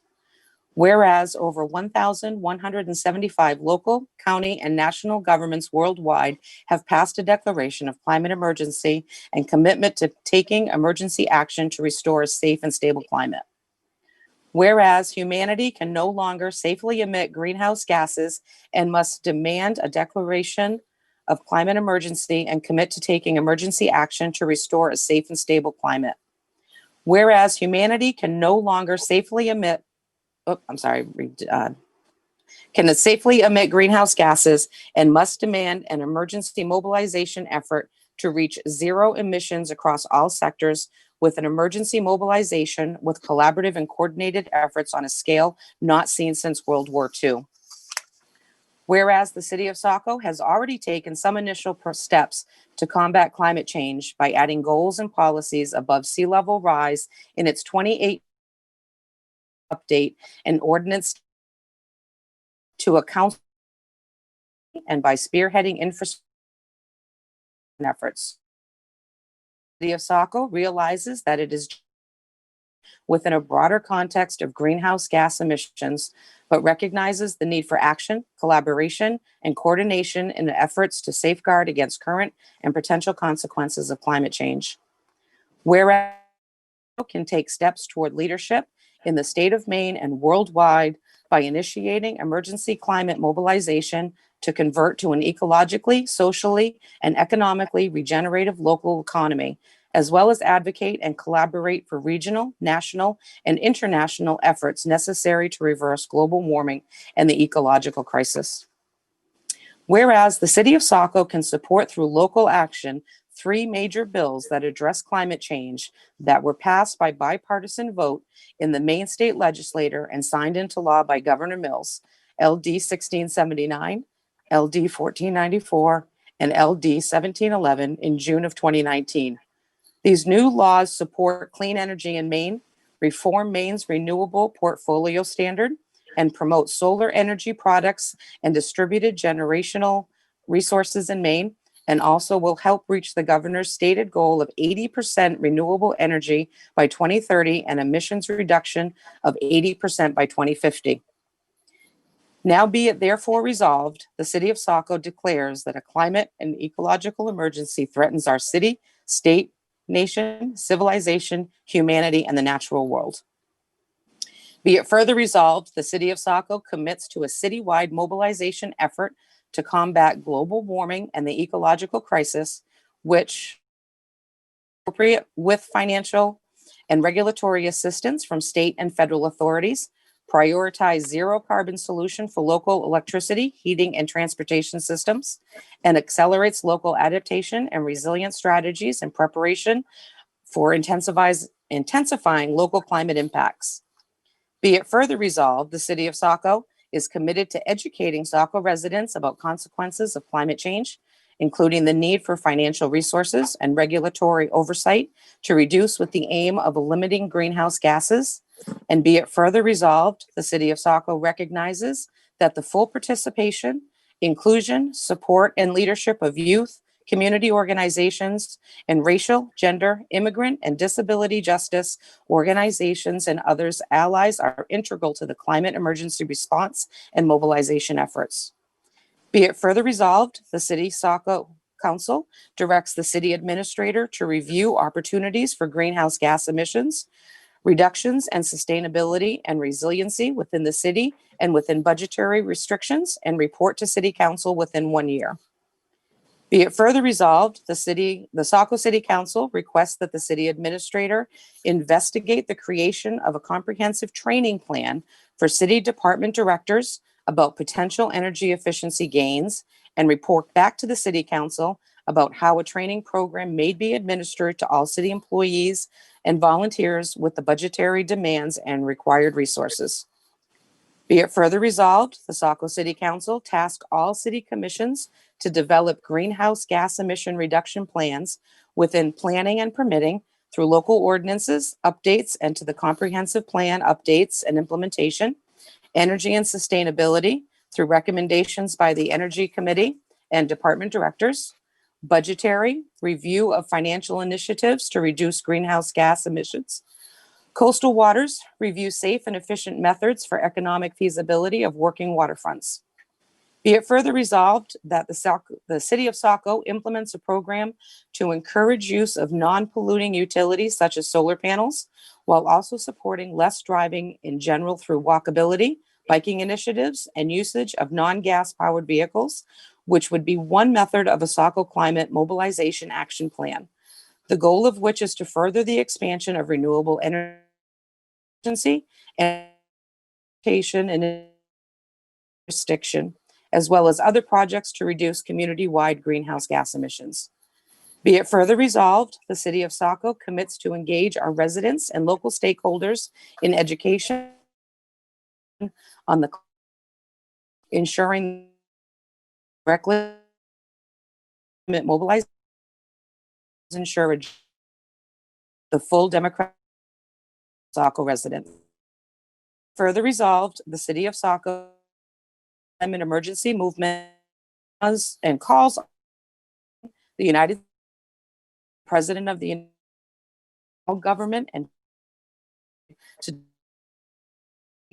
initiate a to reverse global warming, ecological, and provide for all people and species. Second. Got to read the motion. Be it ordered that the Saco City Council endorsing the declaration of a climate emergency and emergency mobilization effort to Second. Motion's been made by Councilor McPhail, second by Councilor Minthorn. Before we have discussion, I actually first would like to participants that on this sustainability committee, all the city staff that put in numerous hours helping to work, and most importantly, the students that brought this important resolution forward and brought this important topic to us. And before we get into questions, I am actually going to promote, I believe it is Zachary Arsenault, that will speak on this matter to the council and give a general overview for the council at this moment. So. Who is that?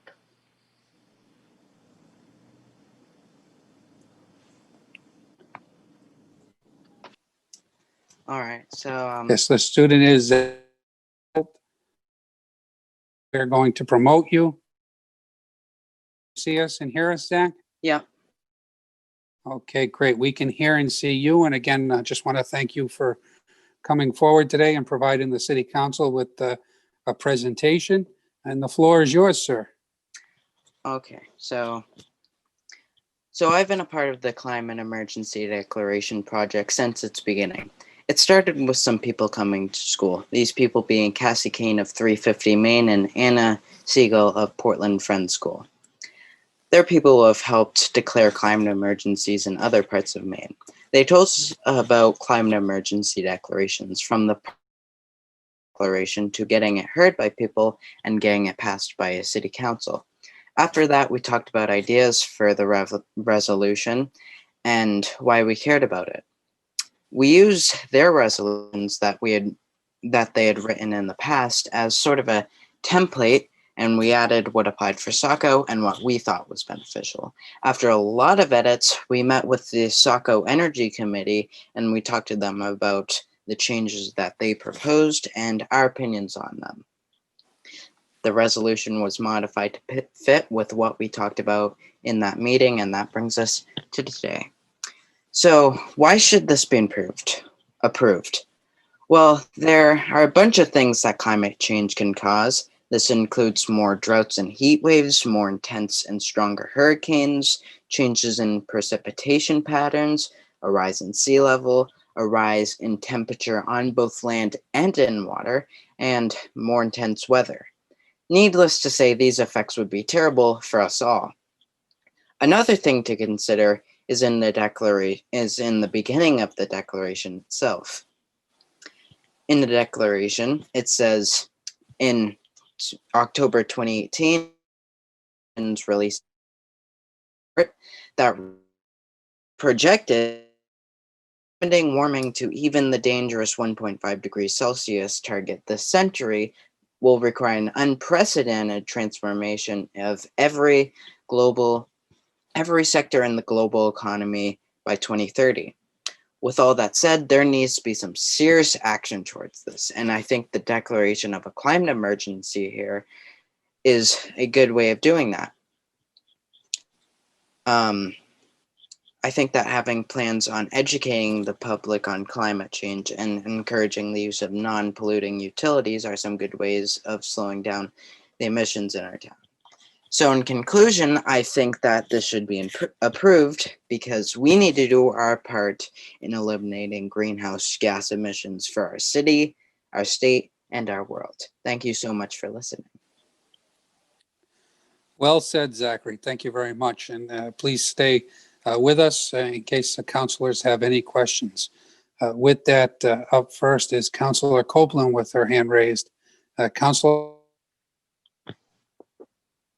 Thank you very much, Mr. Mayor. This has been a big project and you guys have worked on it for a long time.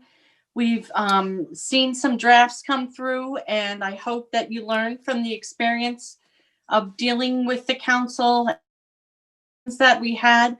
I think what you've come up with and worked hard with the Conservation Commission and the Energy Commission is spot on, perfect. I can't agree with the, 21 speakers we heard during public comment, and everyone spoke with passion, and we need to listen to them. I've been an advocate of a green belt in this city, and I've donated my own money to the Saco Valley Land Trust Project, and I encourage everybody else to. This has my full and complete support. Thank you so much for the good work that you've done, Andrew Firsch and Sebago Team 7 and everyone else that's involved with this, and all the speakers that took some time out of their day to come and advocate. It's wonderful. We hear you. We're going to do it. Thank you, Councilor Copeland. Councilor McPhail.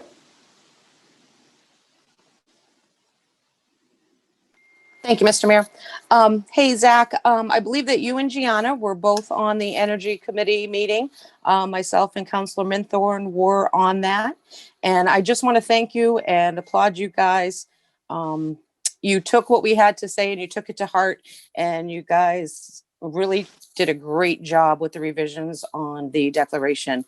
I think you got a little bit of more of an education on municipal government than you guys anticipated.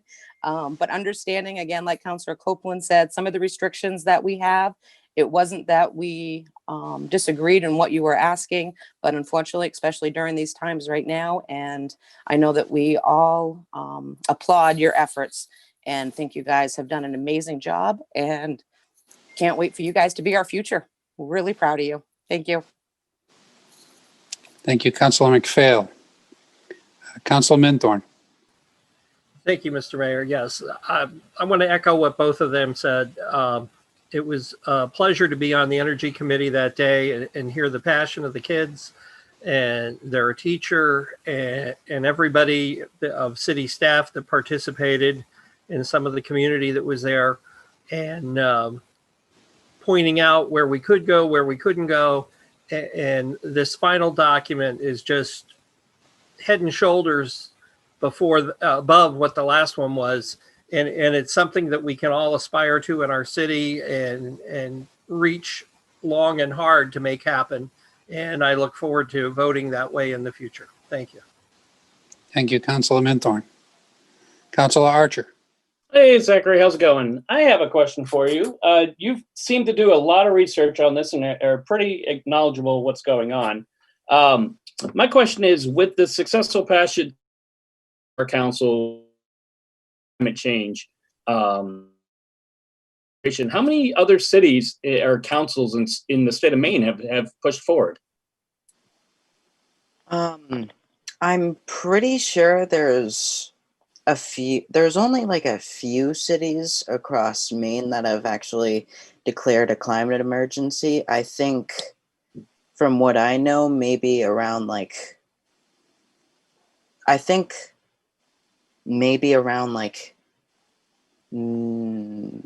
around 10, I think, have actually tried to declare a climate emergency. So that's the best that I know. If that's correct. As face value, about 500 municipalities from a territory to a city to a town here in the state. So continue outreaching them and take the initiative to keep on the good work. Thank you, Councilor Archer. Any further questions from the council?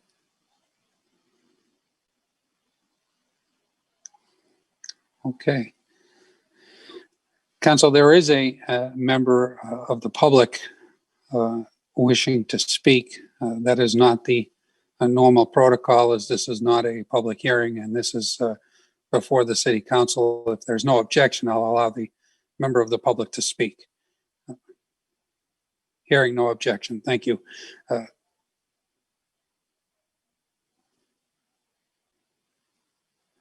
Betty Brunswick, you've been allowed to speak. Please provide your comments to the council and state your name and address for the record, please. Good evening, Mayor and City Council. This is Betty Brunswick in Ward 4, 11 Old Orchard Road. And I think the work done on this is absolutely fabulous.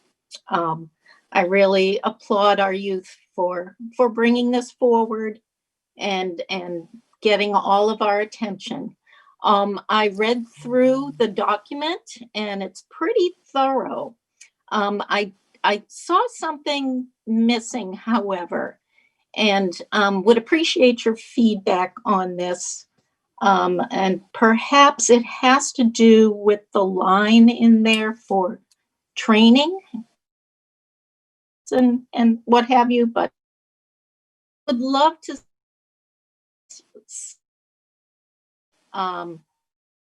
increase education instruction for our Saco schools and our youth, because words and declarations are fine, but it's only through innovation that we can change old ways and improve new methods to have a good standard of living like we enjoy. If something like that could be put in there, it supports our youth in an even more enriching way, I believe. And I didn't see that in there. So thank you for hearing me. Thank you, Betty.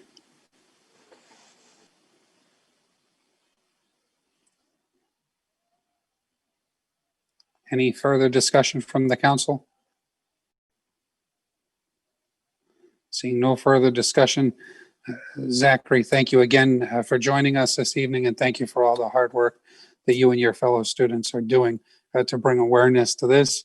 and then also your perseverance to bring it before the council and actually write a declaration or climate resolution and pushing that forward. So thank you very much for all the good work you're doing. And with that, council, a roll call vote on approving the resolution. Councilor Archer. Aye. Councilor Purdy. Yes. Councilor Gunn. Yes. Councilor Copeland. Enthusiastically, yes. Councilor Minthorn. Yes. Councilor McPhail. Yes. And Councilor Johnston. Yes. Motion passes unanimously 7-0. Thank you very much, Council. And again, thank you, Zachary, to all your for all your hard work and to all your teachers and students that helped put this together. And thank you to the city staff that helped make this happen after it got assigned to the different committees and what have you. And thank you to the public who also helped work on this in these different committees. So again, thank you. Everyone deserves a round of applause on this. Moving on to item B, we have a second and final reading from the proposed I-2 zoning amendment, large commercial vehicle sales and service. Councilor Johnston. Thank you. Background, sale of 351 North Street or the existing Public Works building. On March 30th, 2020, after competitive RFP process, City Council voted 6-1 to accept the development proposal for the 351 North Street, with the understanding that this proposal would require a zoning amendment for the use within the I-2 district. The selected development proposal utilizes the existing Public Works building for large commercial vehicle sales and service for sales, service, repair, and maintenance, primarily for emergency service vehicles. This proposed use requires a zoning amendment to accommodate the accepted proposal, and after much research and consideration of the fact that the city has been working to consolidate uses with the zoning ordinance revision, which is a separate process, staff proposed adding automobile dealer use with performance standards to this district. Staff introduced this proposal to the planning board and workshop on June 30th, 2020, following up with a formal process on July 7th, 2020. The City Council then referred this amendment to the Planning Board per zoning ordinance section 230-1401 on July 13th, 2020. The Planning Board held its public hearing about this amendment on July 21st, 2020, noting new concerns about the proposed performance standards and the possibility of loopholes. Staff took the Planning Board's feedback after the public hearing, worked with the City Attorney Tim Murphy, considering several options to include a new use, further modified the performance standards for automobile dealer, or modify the definition of light industry. Adding a new use to the ordinance rather than adding performance standards or modify an existing use helps ensure that the use is transparent and will only be allowed within the I-2 district and was consistent with the direction staff received from the Planning Board. Following new permitted use definition to the I-2 zoning district was presented for consideration to the Planning Board for its August 4th, 2020 meeting. Large commercial vehicle sales and service, an establishment primarily for the sale of new and used specialized vehicles and or construction equipment, all larger than 10,000 pounds gross vehicle weight rating, including but not limited to mobile cranes, earth moving equipment, fire and rescue apparatus, drivable RVs, and semi-tractor trailer trucks. This use includes repair, manufacturing, fabrication, and assembly, but does not include the processing or storage of raw materials or salvaging operations. The Planning Board outcome. On August 4th, 2020, the Planning Board deliberated on the proposed zoning amendment, moved to accept the use of large commercial vehicle sales and service as a conditional use in the I-2 zone with a new definition, a change from staff proposed definition. The motion failed with a 3-3 vote. Planning Board accepted their report on the amendment on August 18th, 2020. The report was accepted by the City Council at their September 14th, 2020 meeting. At their August 17th, 2020 meeting, the City Council held the first reading and scheduled a public hearing for the proposed I-2 zoning amendment, large commercial vehicle sales and service, use for September 14th, 2020. City Council held, open and closed the public hearing on the new permitted use definition to the I-2 zoning district on September 14th and set the final reading and final vote for the City Council meeting on September 21st, 2020. Staff recommends that the City Council hold the final reading and final vote and approve the new permitted use definition to the I-2 zoning district as presented in the first reading public hearing at the City Council meeting August 17th, 2020. I move to approve the following order in substantially the same form as presented. Be it ordered that the City Council accept the new permitted use in the I-2 zoning district of large commercial vehicle sales and service, an establishment primarily for the sale of new and used specialized vehicles and/or construction equipment, all larger than 10,000 pounds gross vehicle weight rating, including but not limited to mobile cranes, earth moving equipment, fire and rescue apparatus, drivable RVs, and semi-tractor trailer trucks. This includes repair, manufacturing, fabrication, and assembly, but does not include the processing and storage of raw materials or salvaging operations. I move to approve the order. Second. Motion's been made by Councilor Johnston, seconded by Councilor Minthorn. Discussion? Councilor Johnston. Thank you. I have several comments, and I guess the first part of my comments is really as the liaison to the planning board. And while certainly not speaking for them, it's just my observations that, occurred and or conversations I had with planning board members. So I think it's important that council understand this. I think that several, if not most of the planning board felt boxed into a corner because of the actions that council took in approving this sale and use prior to the planning board really having any knowledge of it. So essentially we've asked them to approve a use that's not allowed without really allowing them to deliberate whether that use is appropriate for the area. That definitely conflicted many of them. And, because of that, I think left a bad taste in many of their mouths. And I think largely it's because they had concerns of how this area is developed, and specifically the way this use is defined. So again, that's my interpretation of the 6, 7, 8 hours that we deliberated this. Personally, and again, speaking for myself, from the beginning, I really have never viewed this use as the highest and best use for that gateway into our community. Without going into too much detail, I feel this was revenue driven, and again, not what was best for the community or that area long term. And thinking about this in the future, more of a strategic process should be used. So with that said, there are a few things in the motion that I'd like to clear up or clean up. We had at least one of the members of the ZOR committee last week mention that I thought it was most of the planning board and ZOR committee had felt that the mobile crane was inappropriate. And then the first time this was brought to planning board, this was a conditional use.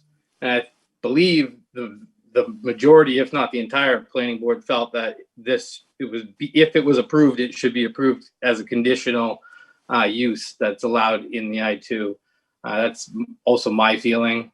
That would, ensure that they get a conditional use permit, and there would be a little bit more, overview from the planning board. So I would move to amend by inserting conditional between permitted and use, and then striking the mobile cranes from the definition.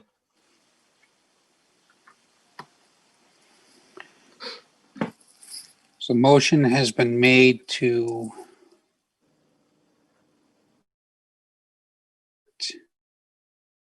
conditional after permitted or prior to except the new permitted. Yep, between permitted and use. So it would. Okay. To accept the new permitted conditional use in the I-2 zoning district.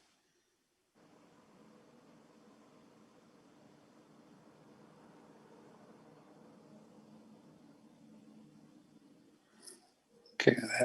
Does everyone understand the motion, Councilor Copeland? I would be happy to hear from Director Clavette on that.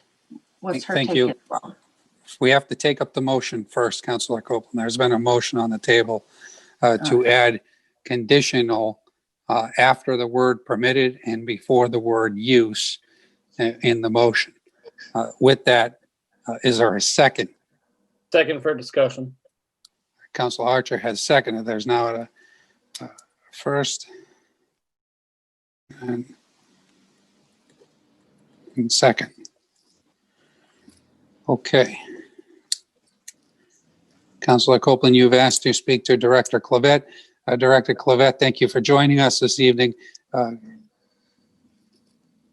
the matter. Thank you. Thank you, Director Clavette. When you had asked to hear from exactly would you like her to speak? The difference between condition.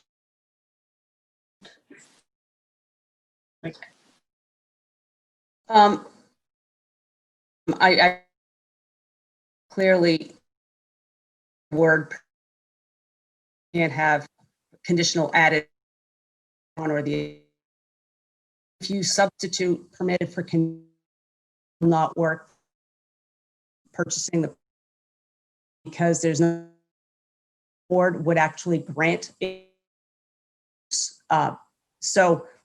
Which is fine. It just means that it will not meet the timeline for the closing. And it won't work for that individual who's purchasing the property. As far as the mobile cranes component, that's fine. That's not a necessary component of the motion, but I think it needs to remain as a permitted use. That attorney, Tim Murphy, has vetted this. The attorney for the purchaser has vetted this. This will work in its definition. Mobile cranes can go away, but it can't, permitted can't be substituted with conditional. It will not work in this application. Thank you, Director Clavette. Councilor Johnston? Thank you. And so I think to earlier points, you have to understand you're opening this use to the entirety. Being conditioned, having it be conditional, put some restrictions on where it could go. I don't think that, I guess I would like better understanding as to how or why this isn't doable for the applicant. I think that it's likely it would probably go through planning board once it got the actual approval from council to change the zoning ordinance. But it's concerning that we're going to open up all those lots to this use when ultimately we're just really trying to do it specific to this spot, which again goes to the problem with this whole process to begin with. Thank you, Councilor Johnston. Director Clavette, can you speak to why in more detail why conditional will not work compared to permitted use? Again, as I stated, it's primarily linked to the timeline. This individual is scheduled to close sometime in October. Conditional doesn't guarantee, so he would probably ask for a 6-month extension to make sure that this actually is going to be able to work through his application process. And at that point, that this purchaser is going to be willing to take that risk. And it's pretty much the certainty component. If you're going to sit there and say, okay, fine, we'll extend the closing date to the end of May to make sure he gets through all his permits, I'm not sure that that person is going to be willing to do that. And as I stated before, the other 3 uses that would have gone there would have a zoning amendment anyway. Everything, which are, and people don't want certain types of restaurants, in that it didn't really matter. It would have required some zoning amendment in the I2 or a contract zone. So we figured that this was the best option. It doesn't change a whole lot from what's existing use there. You know, it's vehicles, it's large vehicles. And I believe that the city has done its due diligence for finding by the RFP process, the best purchaser for this property at this point in time. Could we wait and spec it for 6, if that's what the city is willing to do? But I'm not sure that that's where we're at right now.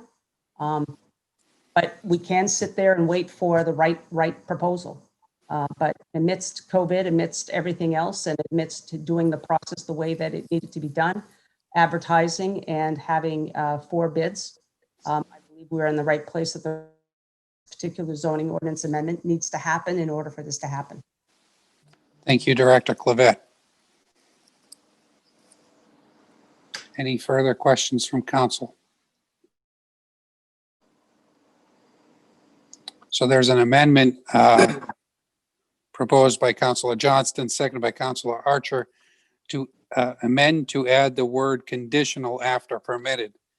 That is the amendment. If there's no discussion, we'll take a vote on the amendment. On the amendment only. Does everyone understand the amendment? If not, please use the raise hand feature and we'll go over it one more time. No hands taking recognition on the amendment. All. Councilor Archer. No. Purdy. Councilor Gunn. Councilor Copeland. Councilor Minthorn. No. Councilor McPhail. No. And Councilor Johnston. Yes. 6-1.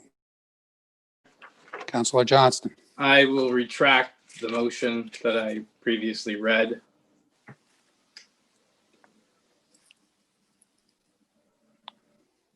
Is that the, are you saying the main motion? I am.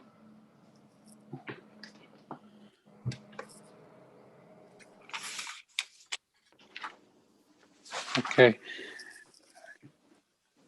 At this moment in time, Councilor Johnston has retracted the main motion in his, as he was the reading motioner. Is there somebody else who would like to make the motion? Mr. Mayor, since I made the second, I'll move that up to the primary motion. If someone will second it and ask that the reading be dismissed. Councilor Minthorn, you're agreeing to make the main motion and agreeing or asking that the to waive the reading of the suggested. It's already been read into the record. I don't see a reason to read it twice. Second, as stated. Okay.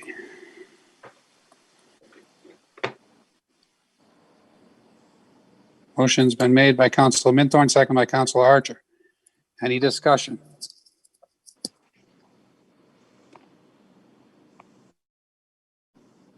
Councilor Johnston. There's much more I can add. Reiterate the process. You specifically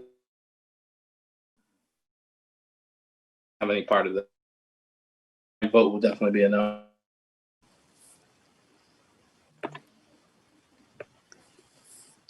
Thank you, Councilor Johnston. Any further discussion? Any further questions? Councilor Minthorn. Thank you, Mayor. There are other parcels in the I-2 that are available for development, so I don't think it's necessarily a long reach to have someone else move into the area with a similar idea for utilizing large equipment, repair, etc. Thank you. Thank you, Councilor Minthorn. Councilor Copeland, then Councilor Archer. Councilor Copeland. Well, I'm just now quick trying to see where else is the I-2 zone. I'm just trying to look on our website to see the map. So I do need a minute. Hey, Lynn. Denise, can you share Yeah. the screen for the I-2 zone? Is that possible? It's basically, I'd have to dig up the map. I wasn't prepared for that, but I can do that. One thing I want to remind people, there may be other locations in the I-2, but they wouldn't have the size property to be able to accommodate this type of project. So that's one thing you need to keep in mind. I mean, we're looking at acreage, a large acreage. We're not looking at 1 or 2 acre sites. So we just want to make sure that even though there are some available properties and in the I2 zone, that you're not really going to be opening up something that is just going to cast a huge pall on the area for this type of use. But I have to go looking for the map. Thank you, Director Clevette. While you look for the map, Councilor Archer. Yes, thank you, Mr. Mayor. This was just a question because is the Maine Turnpike plan, is that confirmed or just most likely to happen that we reopen that exit, which would then bring an industrial usage to that whole area with access directly onto the turnpike? Again, I can't remember if that's a planned or if it's just, has it been approved? I guess there's 2 different things. I know the funding's been approved, but not necessarily the design and location. City Administrator Canrath. To the best of my knowledge, that project is a go. I know there will be a public comment session later this fall on that project, so it appears to be full speed ahead. So I would count on it happening. At least to our knowledge. So the reason why I brought that up is that this exit is going to kind of redefine that whole area. So to expand this industrial zone, I get it. It was done strange and maybe not how we traditionally do it. But I also see purpose in the sense that that's going to be an exit, direct exit to a interstate system. Thank you, Councilor Archer.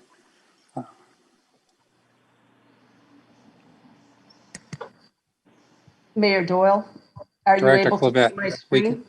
we can see your screen if you'll walk us through Okay. the I2 zone that is. I'm going to try to move slowly so I don't get people dizzy because it has a tendency to do that when you scroll too quickly. So the I2 right now, here, Lund Road, Industrial Park Road, just in this entire area. And I don't believe there's anything else because the rest of it's. So you're not looking at an area that, like, you're not going to be opening up a hornet's nest worth of development by just looking at this area. Now I'm going to try to blow this up. You can actually see where it's located. You've got Industrial Park Road going up to Lund Road. Basically are near the spur of the I-95, 195 spur and the 95 itself. And I think to Councilor Archer's question about which I wasn't really catching, Councilor Archer, if you wanted to rephrase that because I was looking for the map, but I heard you say something about the new interchange. There has been some conversation from the Maine Turnpike Authority of potentially even asking for an easement from the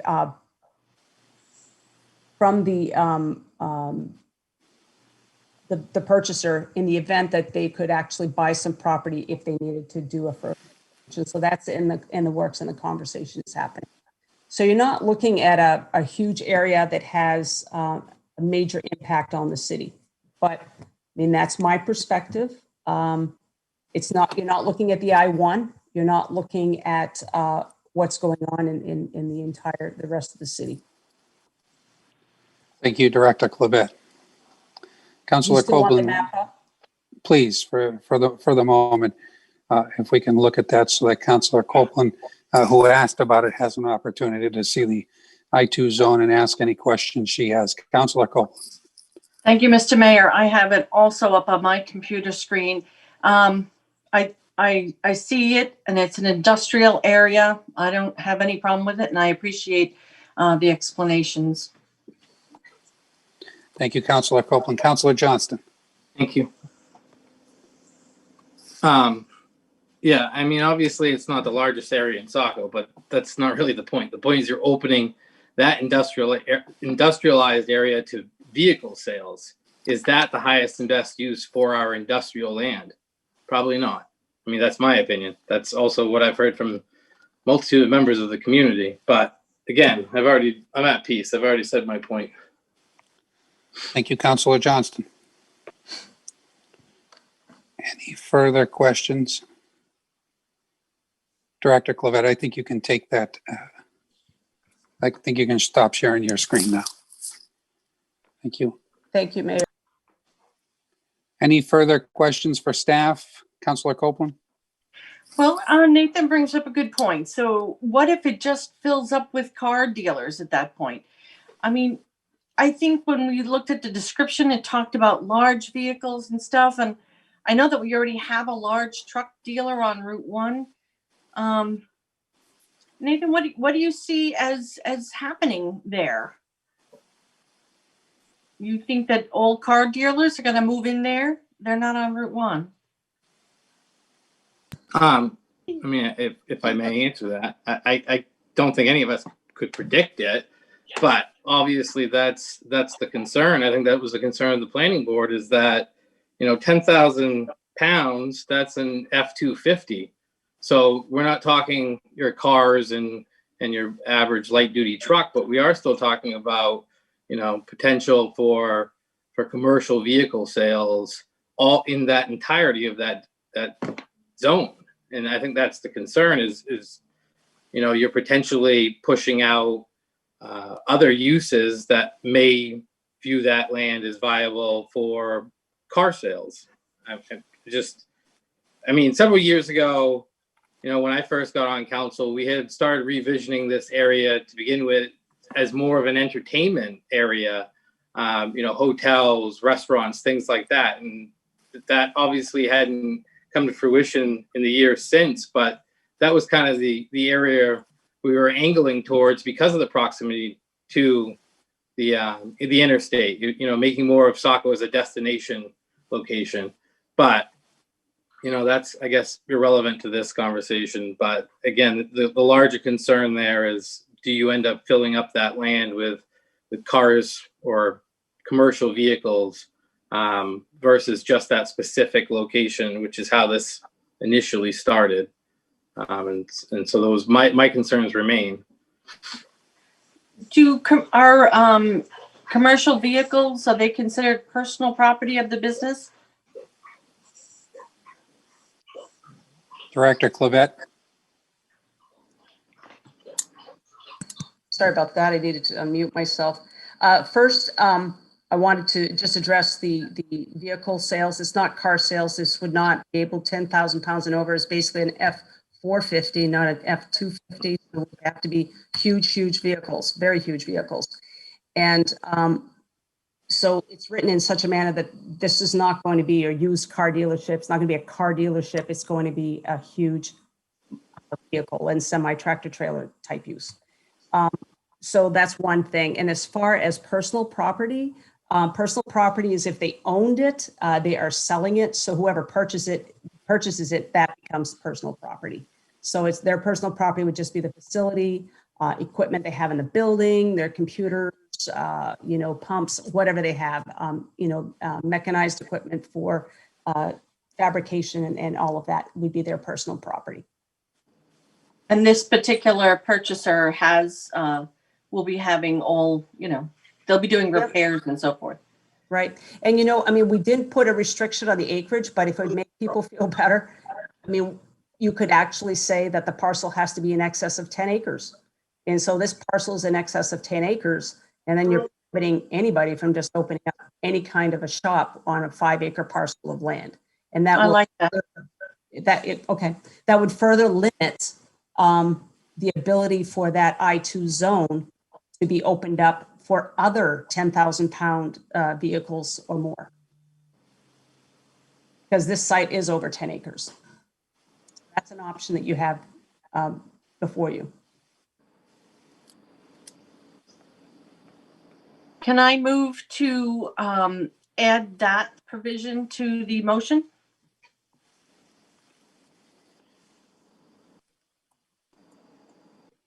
Councilor Copeland has moved to add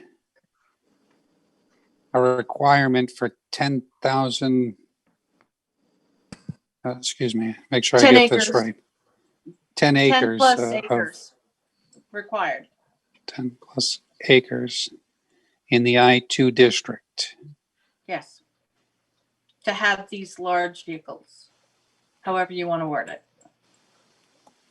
So my suggestion, if I may add, if that can help, would be just to add restricted to parcels over 10 acres.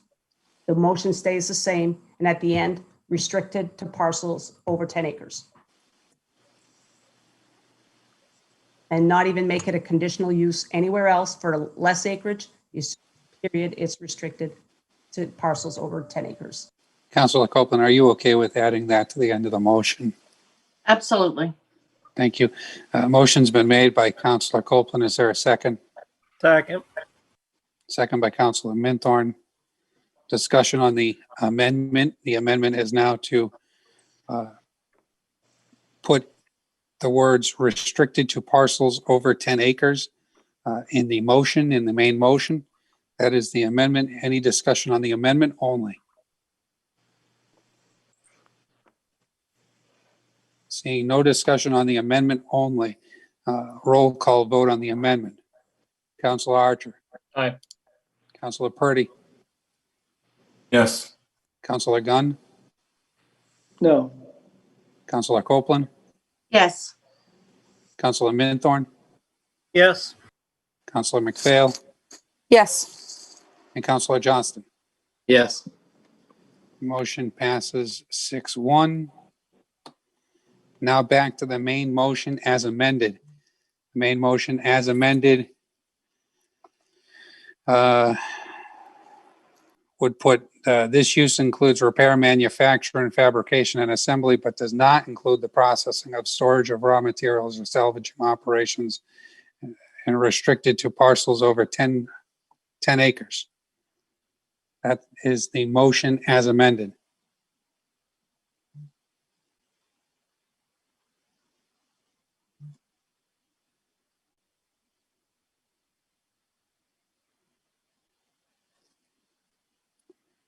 Any discussion?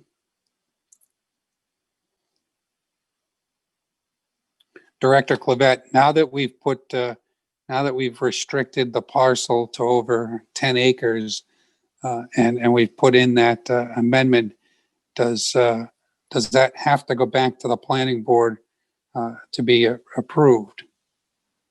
It does not, Mayor Doyle. Thank you. Any further discussion on the amendment as amended? Or excuse me, on the motion as amended?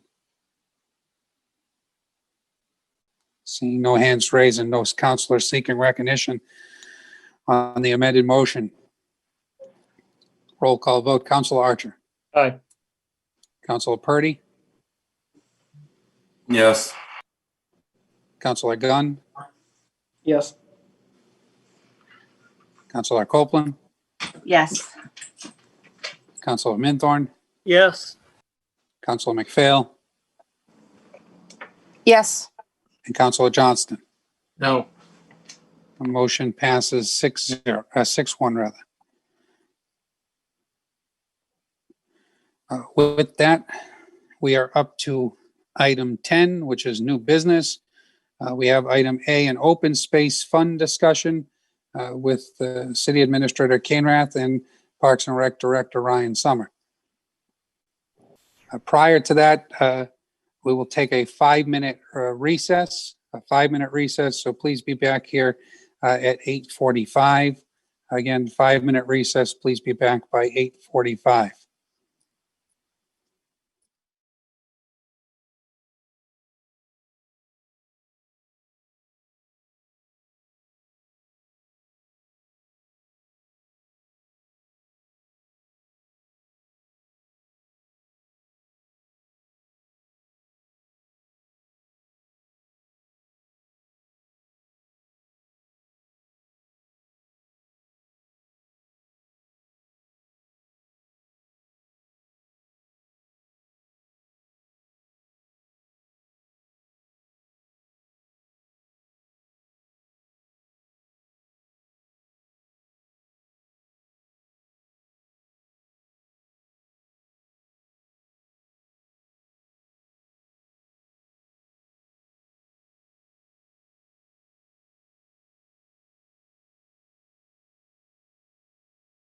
All back now. With that, City Administrator Kainrath, Director Summer. So thank you, Mr. Mayor. I'll turn it right over to Ryan. We just wanted to do an update on the Open Space Fund, a little bit of background on it, current balance, et cetera. So I think Director Summer will just have a brief presentation and then be open to any questions.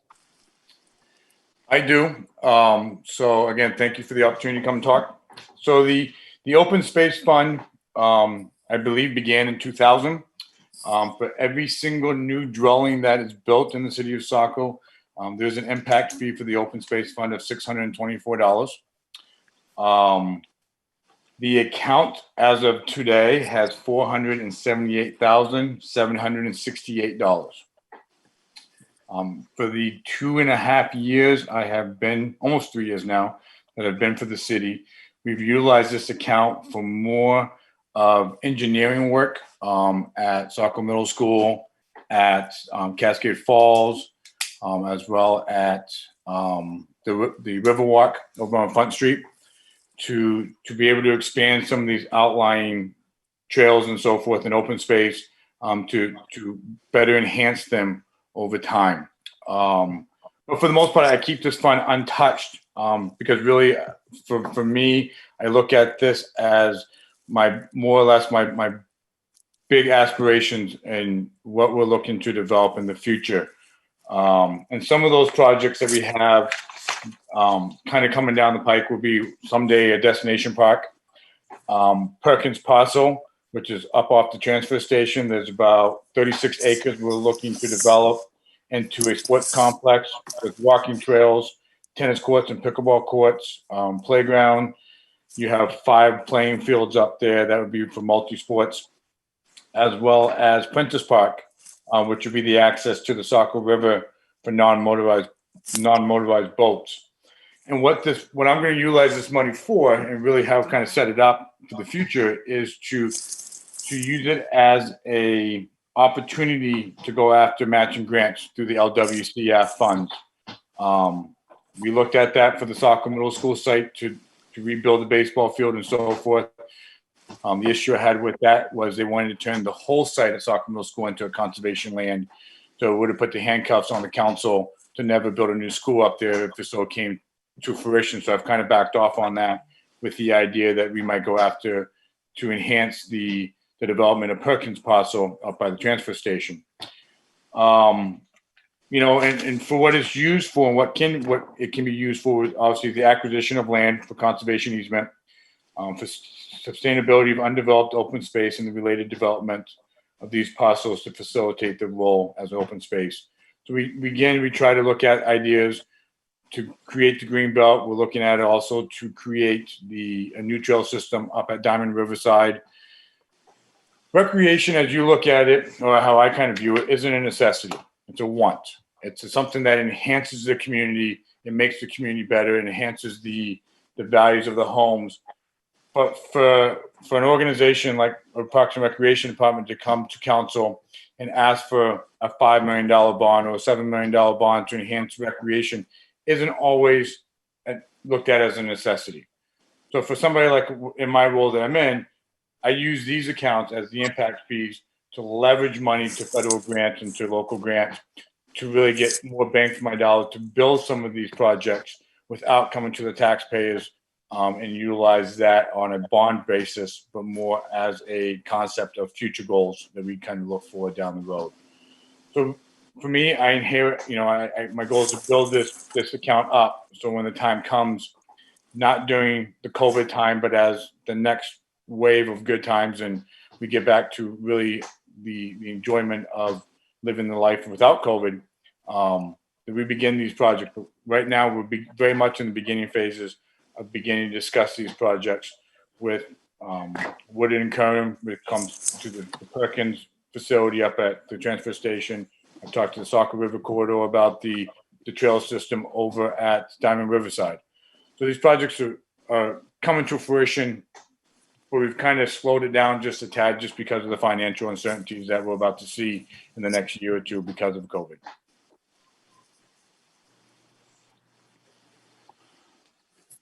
Thank you, Director Summer. Any questions for Director Summer?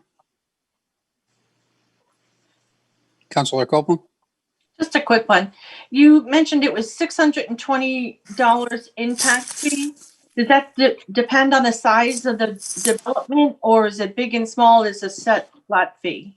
So $624 per new, so it doesn't matter the size of the house. It's not regardless of the size of the house. So if you have, it's a single dwelling. So if you have a multiple dwelling, each unit. Per dwelling. Per dwelling, yes. Okay. Thank you. I just needed that clarification. Just so you guys are aware, there is also a recreation impact fee. Unfortunately, that account has a negative $100,000 in it. Because prior to me coming on site, you know, they redid the roof over at the community center, and that's what the account was utilized for. And so I inherited the recreation impact fee of about $300,000 in the hole. Over the last 2.5 years, we've come pretty close to making it even. And, you know, again, there's a reason why I don't touch these accounts, is really just trying to let them build for that one time. When this project comes to fruition, I'm not coming to council for a large sum to be on the tax base. It's more, we just kind of build it until we're ready to go. So, Councilor Copeland, go ahead. so the Prentice Park, the water access up on Loudon and Route 5. Yes. You mentioned that it's about $110,000 to get the 111th Engineering Battalion down here to create access. So the way it was set up, when I talked to Sergeant Dill a couple of years ago, it's probably a little more so when I talked to Director Fox, we were looking at about $250,000 or so, depending on which way you come in. If you come off the Route 5, which I think is a better access point, in my opinion, down by the bridge, you can create a nice little small parking lot there. It allows you to do a little turnaround circle that gains access to the waterfront. The development of Prentice Park is truly about a $4 million project if you put the amphitheater in there and the walking trails and kind of how the big scope is. But just to gain access to the river, Launch a boat. Yeah. Right? You're probably looking at anywhere between $150,000 to $200,000. And again, like I said, I reached out to Dalen in the last couple of weeks to begin that process of beginning the permit and kind of moving down that road. As well as I've reached out to Jeb Steinberg from the Wooded and Curran. We have a meeting with him on Wednesday for the Perkins parcel. So some of these are beginning to slowly come to fruition, but again, it's one of those things where, at least with the Perkins parcel, I've talked to Doug Beck from the LWCF, the Land, Water, and Conservation Fund from the state, and you can leverage up to about $300,000 through that program to the LWCF, which will hopefully come close between what I have and by that money to be able to create the concept up there for the new sports complex that we're looking at. About $1 million, a little over $1 million, but again, at 500, so I'm only coming to taxpayers for a couple $100,000. Well, we let this kind of continue to build up, and in the next couple of years, you have a beautiful sports complex that has been paid for through pretty much the new homes that have come to the community. I would tell you, to my knowledge, with the middle school kids coming to ask for funding, I believe this would be the first time that it would be opened up to the outside group if you so choose to do it. Usually it's held within the organization. You know, so this would be the first time that an outside organization has requested funds out of this account.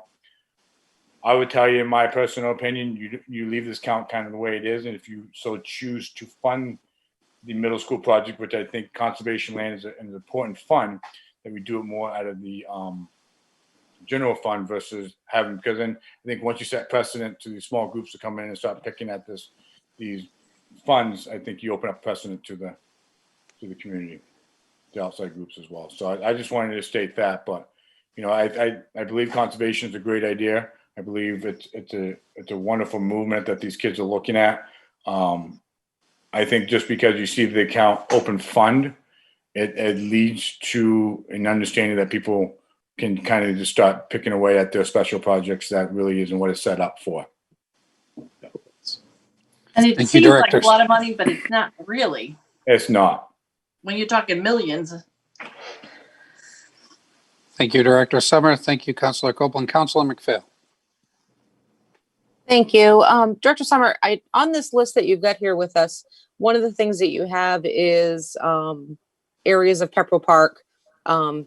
In the list, you've got a skating area, but have we ever looked at, I know there's been an issue with the left-hand side of the field from the school side at Pepperell Park being a drainage issue and doing any community events there. Have we looked at the possibility, is it underground drainage that would need to be done to help with the flooding, or something that Phil could be brought in to utilize that area of the park? So I'll start with this. Back in 95, 96, 97, when I was here my first time around, we tried a skating rink in Pepperell Park. Yep. It wasn't all that successful. We've actually moved the skating rink up to the Foss Road site. So there is a skating rink in town. Drainage at Pepperell Park is pretty much, for the most part, concaved itself in. Director Fox and I have kind of talked about that as well. But really, you get to the point of how much money do you want to put into this park with the uncertainty of what the school is going to be. It's one of those things where if the school begins to look at to build a new elementary school, if it's not going to be there, that is my choice for a destination park.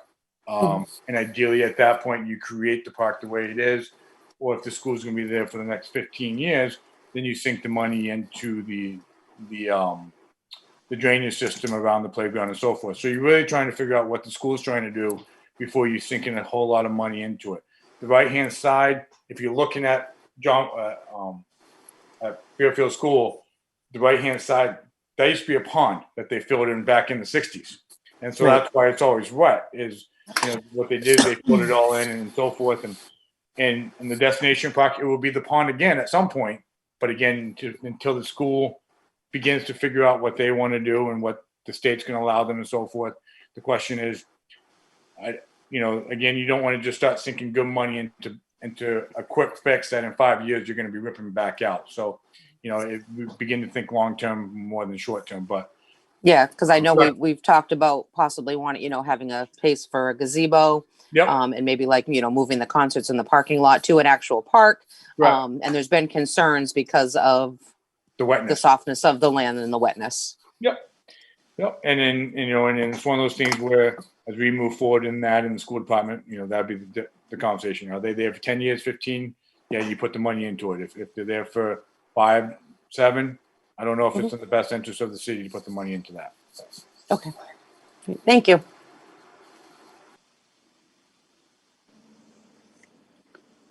Thank you, Councilor McPhail. Any further questions for Director Summer?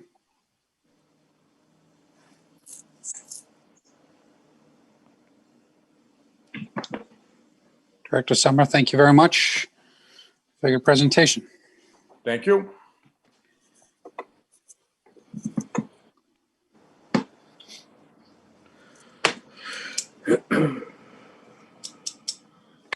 With that, we are at item B of the new business agenda. That is the Saco Middle School land purchase. City Administrator Kainrath. So to start this off, we have Andrew First from Saco Middle School and also some students who will be speaking on this. Mr. Mayor, I don't know if you want to promote them now or at the appropriate time as you see fit, or. Thank you.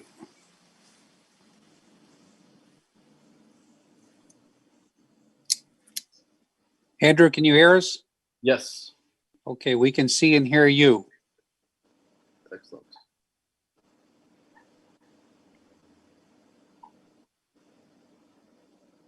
And who do you have with us today, Andrew? Abby is here and Gianna is here, and they are two students who have worked from the absolute beginning of this project, like the idea stage, to this moment tonight. Just not an exaggeration. They've each worked probably like several hundred hours on this project. And so they're better representatives than I am. The only thing that I'll say real quick is just that I do hope that you will consider supporting this through helping fund it. Obviously, this is probably an unprecedented way to go about it. But in order for the project to succeed, I think we do need the support of the city, and I think it's a very worthwhile project. But I'll let them tell you about it, and I'll just mute myself. If you have any questions, feel free to ask. But I'll let them take the lead. Thank you, Andrew. Up first, we have Abigail Lizotte, or Abby. Yes, hello. My name is Abigail Lizotte, and I'm on the 8th grade Spago team at Saco Middle School. My fellow students and I have been working hard on a year-long conservation project. We've been trying to raise $70,000 to conserve an 8-acre piece of land. This property is on Grace Lane and follows the wondrous Nonsuch River. We want to conserve this land to build a trail for everyone in our community to enjoy and use to connect with the environment and each other. Everyone on the Spago team has been working on this project to a certain degree, but some of us have been working on it much more closely. We've written hundreds of letters to businesses, relatives, friends, and anyone else we thought could help. We have written many grants and even have been awarded 2 so far. One grant is a $5,000 grant from the Fields Pond Foundation. Another one is for $750 from the New England Grassroots Environmental Fund for promotion. We've talked to the school board about making personal donations as well as meeting with many people from the bank and various nonprofits to help us with fundraising. The bank helped us film an advertisement they put on their Facebook and Instagram, and they have made other posts on this project too. We have raised money through our Sebago showcase nights and have advertised in many other ways as we could. I even have been able to help talk to newspapers about our conservation project. All of this work has been so rewarding, and we've raised $15,000 so far. The project has meant so much to me and taught me so many lessons, and that's not even all we've done. Way back in March, we had a lot of things planned. We were going to host assemblies at Saco schools and get more students involved. Other plans included galas and auctions that we lost opportunity to do because of COVID. The current world crisis has thrown a wrench into the progress of this project, and it's honestly extraordinarily frustrating. Though we aren't ready to stop yet, and that's how we discovered the Open Space Fund. COVID may have slowed us down, but we can't hold events or really get the word out about our project anymore. So we believe that the Open Space Fund should be utilized to help our progress. So far, we've raised $15,000 of the $70,000 we need to raise by December 4th, 2020. We're requesting that the City of Saco contribute the rest, half of what we need to accomplish this goal, which would be about like $15,000, and we would need to raise the rest. By supporting our project, you would not only be contributing to this conservation, but also to a better community. The outdoors can bring people together, and we already have many people eager to see our project succeed. And it's something everyone in our community can bond over, creating a more tight-knit city with citizens that know and help each other. This conservation project will also help preserve our ever-dwindling environment. Climate change and other human impacts have set in motion environmental changes that harm not only the animals that live there, but humans as well. By conserving land, it can keep at least this area natural and habitable for wildlife. People will be able to interact with nature on the trail we will form, and as a whole, this project will have massive benefits if we succeed. I believe the Open Space Fund will be a crucial part to the success of this project. We have already achieved more than I ever knew was possible, and the crazy part is so much more will be possible if we get this boost from the Open Space Fund. Thank you. Thank you, Abby. I'm going to jump in real quick. I think the number was off. It's 35,000 is the amount that the students were hoping to ask for. Sorry to interrupt there. That's all right. That makes a difference. Abby, thank you very much. And now we will hear from one of your colleagues that has been working on this significantly, Gianna Pileski. Gianna. Hi, my name is Gianna Pileski. I'm an 8th grade student on the Sebago team at Saco Middle School. For almost a year now, I have been working on saving the Nonsuch 8. I believe that anyone can make a difference, but that you cannot accomplish anything without effort. This is why I have pushed and given this cause my full attention. This project and the climate emergency declaration become increasingly more important as time passes. The way we are treating our planet is unhealthy and unsafe. Doing things as small as letting a plastic baggie float through the wind and as big as building on and destroying pieces of land make a huge impact on our world. If we continue to act poorly, our climate and community will be beyond help by 2030. This is why we are putting effort into changing our actions toward our environment. Portland, Maine is already ahead of the game by declaring their own climate emergency. We should be using this as an example, a wake-up call that this is real, this is happening in our world and community today. We need to push to help save our environment, and this isn't just a threat to Maine. Other places around the globe are threatened by climate change. Take California, for example. Even while California's climate has always been prone to fires, the change in size is inextricably linked to climate change. The effects of climate change are getting larger, and if we do nothing to stop it, we will end up in a similar situation. It may not be fires, but many other worse things can and will happen if we don't get ahead of the game. The Environmental Protection Agency says the state has warmed about 3 degrees Fahrenheit since the year 1900. Throughout the northeastern United States, spring is arriving earlier and bringing more precipitation, heavy rainstorms are more frequent, and summers are harder and drier. Sea level is rising, and severe storms increasingly cause floods that damage property and infrastructure. In the coming decades, changing the climate is likely to increase flooding, harm ecosystems, disrupt fishing, agriculture, and winter recreation, and increase some risks to human health. Declaring a climate emergency is not the only way Sebago wants to protect our environment. Last year was my first year on the Sebago team. I always enjoyed the thrill of going outdoors weekly and discovering new things I had never known before. The Nonesuch 8 is a project that we have been working on to conserve an 8-acre piece of land for people to care for and enjoy. One of the points of creating this outdoor trail and conserved property is for people like you and me to have a nice, relaxing place to explore. Wanting to go outdoors is a great thing for everyone. We need more places that aren't being built on, that aren't being destroyed. This is why every donation and any help is appreciated greatly and increases the chances of our success. For this project, I have written many letters, a couple of grants, I've had meetings with local businesses and advertisers. I have put in my all to get this project to where it is today. But we need larger investments of time and donations. This is why we are asking for your help. We ask you to donate whatever you can to help our dreams become a reality.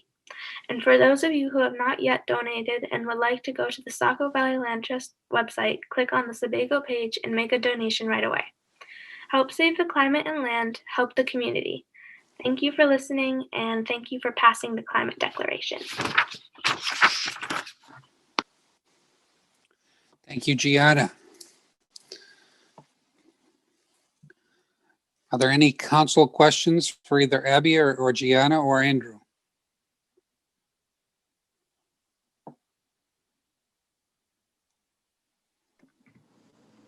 Seeing no questions, any discussion? Oh, Councilor Johnston. Thank you. Yes, my question is, why was this specific parcel selected over others in the city? So that I'll take that one. When we first started talking about this project, it was the difficulty of not knowing how you would even identify a parcel. And so we had actually started off by looking on Zillow and contacting landowners through that, which proved not particularly successful. And then it ended up being a conversation with the Saco Valley Land Trust that led us to this one. It was a parcel that they had identified on a list of parcels, but it was the only one that seemed like a reasonable goal monetarily. Some of them were far more expensive. And yeah, I mean, I think probably next time around, maybe we would come to the council and say, hey, are you aware? Or, you know, talk to Mr. Summer and say, what are some parcels? But this was the one that seemed most realistic and attainable for a year or two for students. Thank you.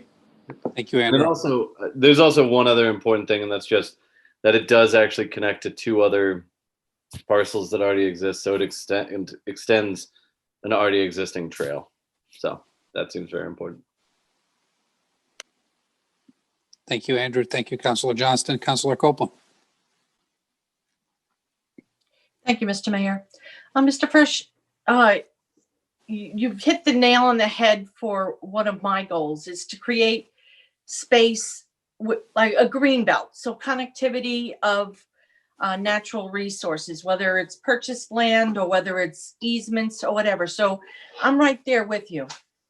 And I see that as I tried to get that as one of council's priorities this year, along with getting the removing 50% of our energy waste that we have.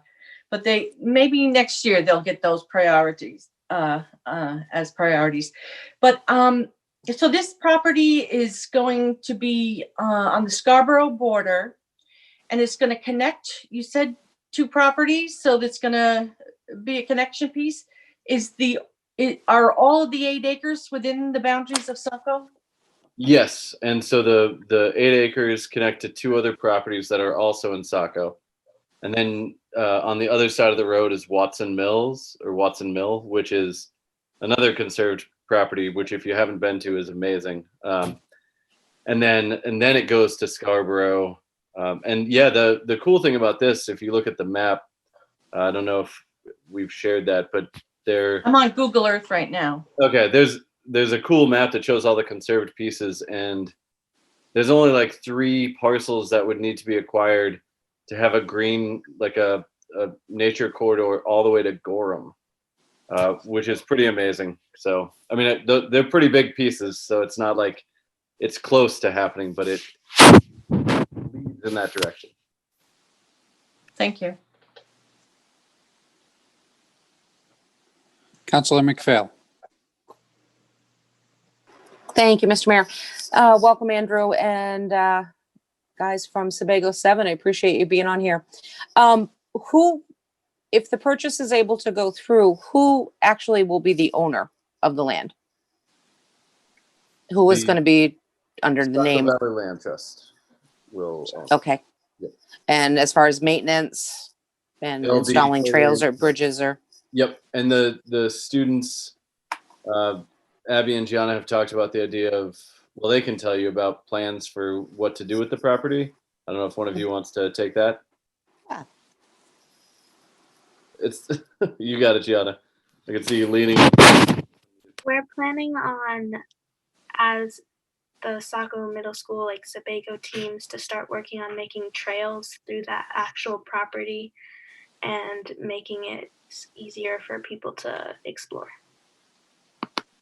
And so similarly to the work that the students are doing right now on the property behind the middle school, they're just working on neatening up, creating trails. So they would do that, but the land trust would be responsible for the property.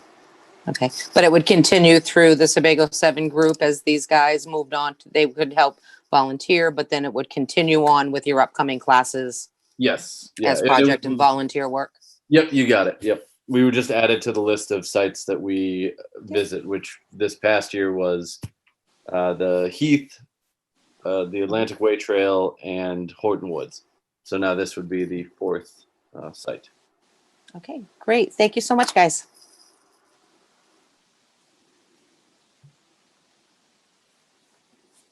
Okay. Councilor Archer. Yes, thank you, Mr. Mayor. This is questions actually to, I mean, maybe the students and Mr. Frisch know, sorry about that. What is the assessed value and who currently owns the property? The assessed value is the city's portion. That's why I figured I'd redirect it. But if you guys know that, that'd be awesome. That's some great research. We do have the contract, but I don't think any of us probably have the contract open, which is the agreement between the land trust and the property owner. So I don't know that information offhand, which is not super helpful, but we could email that to actually the market value. So here's a lesson while we have some students here. Do you have a market value and you have assessed value? Those are typically 2 different ones. One's created by real estate and one's the assessed value by the government. So land can actually have 2 different values. Unfortunately, we don't have either of the values for you. Sorry about That's that. Okay.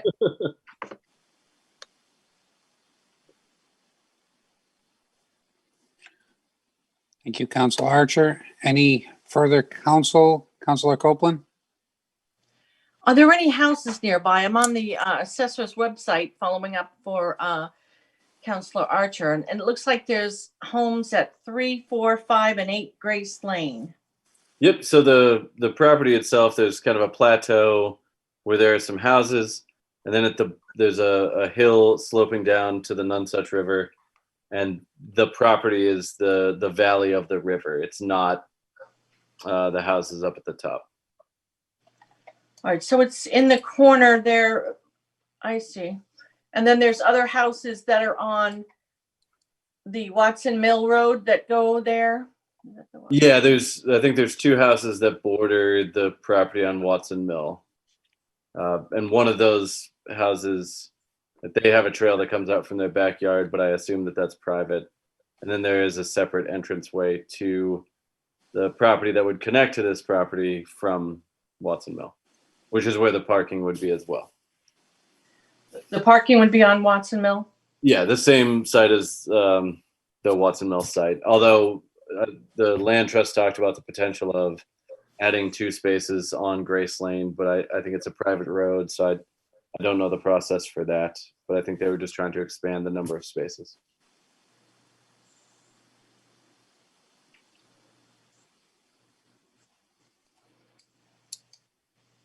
Thank you, Andrew. Thank you, Councilor Copeland. Anything further, Councilor Cole? No, thank you. Thank you. Any further questions, comments?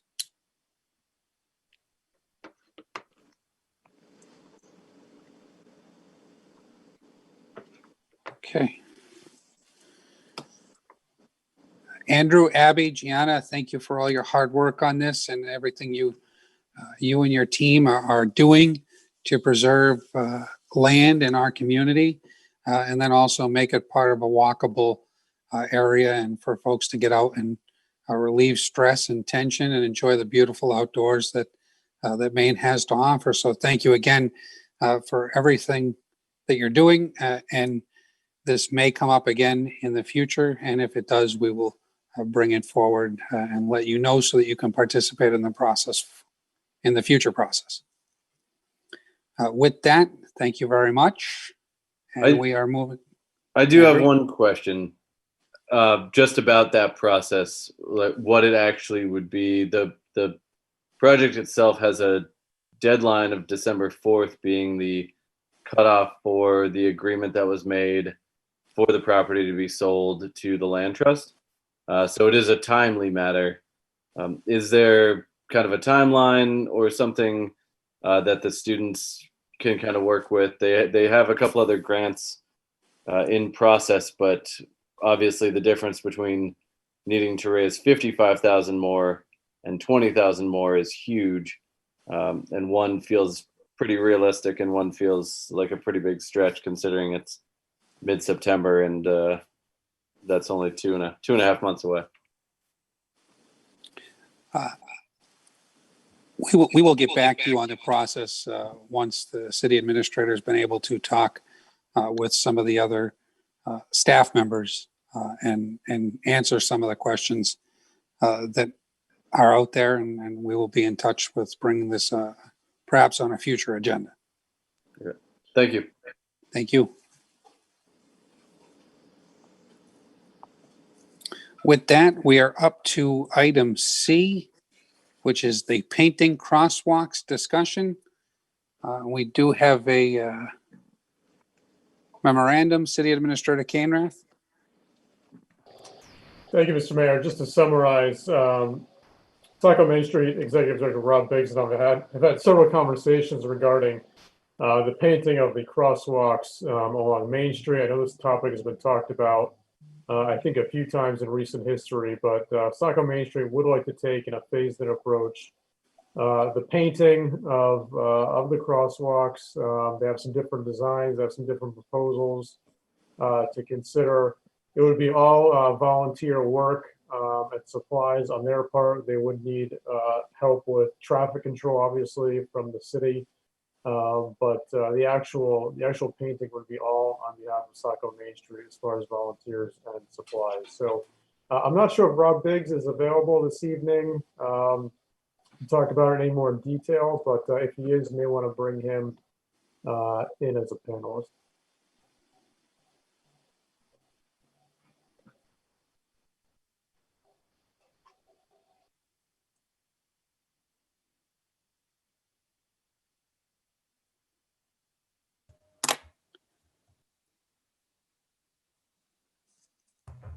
Rob, good evening. Welcome. Thank you for joining us this evening.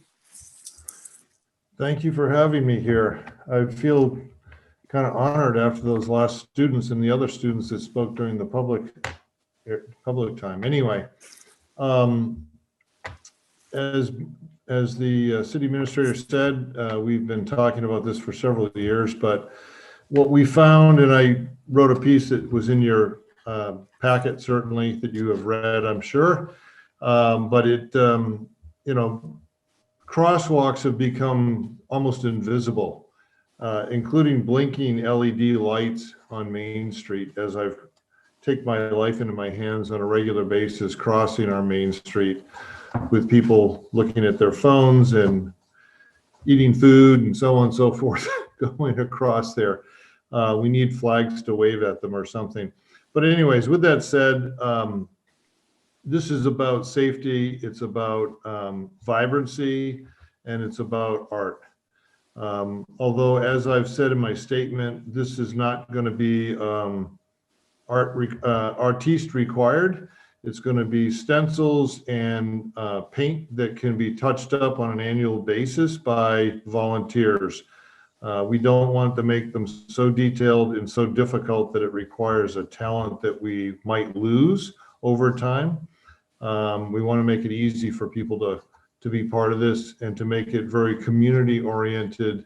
And we also feel there's an economic development enhancement aspect to this, whereby we'll draw people that will come, either locals that will come downtown to see and check out these crosswalks, as well as hopefully people from away that come through to check out Saco because of what we've been doing, similar to the Adirondack shares that we had the last few years, and some other enhancements that we may, and we're discussing with some of the property owners regarding murals on the walls of their buildings. So with that said, I don't know if anybody has any questions, or it's really more your discussion time with me just here to answer any questions as they come up. Thank you, Director Biggs. Councilor Copeland has a question. Well, I like your memo, and I certainly don't want blasé happening in our Main Street. But we've all gotten the email from Barbara Coleman. What about the requirements and so forth? Does this meet the MDOT or whomever it needs to meet? As far as I know, and I'll probably defer this to the city administrator who has had some communication with Maine DOT, but we're not breaking or starting and creating a precedent here. This is everywhere across the US as well as other parts of Maine. But Brian, I don't know if you could make them feel comfortable with regards to what your communication with DOT was? Sure. The guidance we got from DOT, and this was through Police Chief Jack Clements, who also may be available if you want to ask him specific questions also. But the guidance was mainly on 2 points. One, that the white bars identifying it as a crosswalk remain intact or visible, so it's clearly identifiable as a crosswalk. That was their first piece of guidance. The second one was they specified a specific type of paint be used, a chalk-based paint that has a less of a skid factor, where if it were wet, cars would not slide on it. So they did those 2 pieces of guidance. This is what they've done in other communities around the state. But I would also defer to Police Chief Clements, who may also have just some further comments on the safety aspects. But those are the 2 big points from Maine DOT. Thank you, City Administrator Canrath and Councilor Copeland. I have asked Andrew to promote Chief Clements if there's any questions for Chief Clements. During that time, we'll hear from Councilor Johnston, who has his hand up. Councilor Johnston. Thank you. So on the surface, I support this. I think I've brought this up several times, or similar concepts myself through the years. But I will say one of the things, kind of to Councilor Copeland's point, that I've learned through the years of being on traffic safety committee is that there are standards and regs for these things, and the city also tends to have their own policies with them. And Director Fox is probably the most appropriate person to ask those questions of. Yeah, so I mean, I think a little bit more info is needed. And again, per the code, this is really a traffic safety committee issue and not a council issue, really, other than, I guess, to bring it to our awareness. But moving forward, it needs to go through traffic safety because that's in their purview. Thank you. Thank you, Councilor Johnston. Chief Clements, welcome and thank you for joining us this evening. And sorry to put you on the spot right away, but can you explain your conversations or guidance from TEP, as there's some concerns out there regarding the safety of altering the types of crosswalks or the type of painting on crosswalks? Good evening, Mayor. Thank you very much. Appreciate you having me on here. I did have a conversation with Steve Landry from Maine Department of Transportation.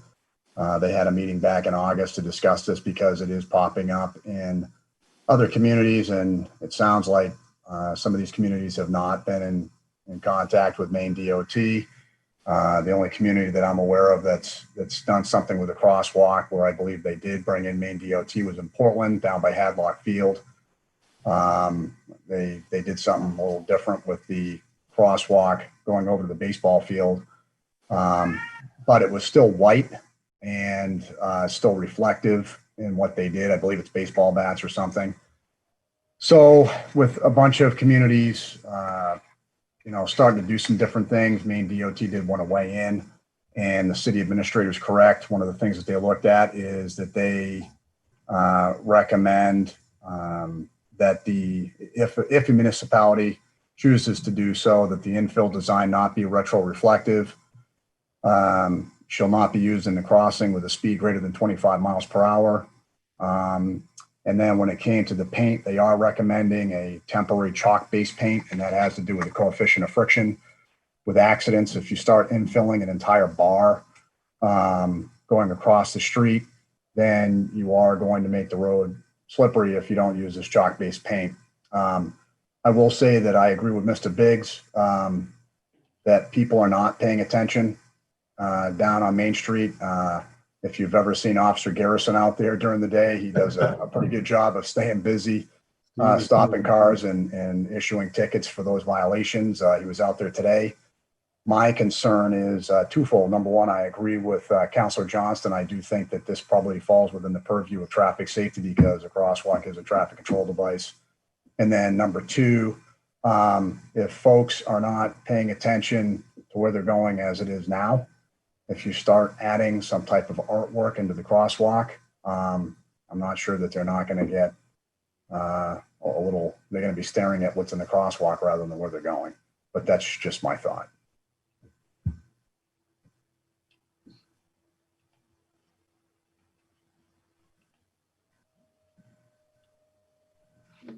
Thank you, Chief Clements. Any questions for the chief? Councilor Archer. Yes, thank you, Mr. Mayor. Chief, are you aware of any studies? Again, I don't know much about traffic safety and painting on these crosswalks. Are there any studies that suggest that it increases accident risk, or is it just there's not enough data for us to actually assess?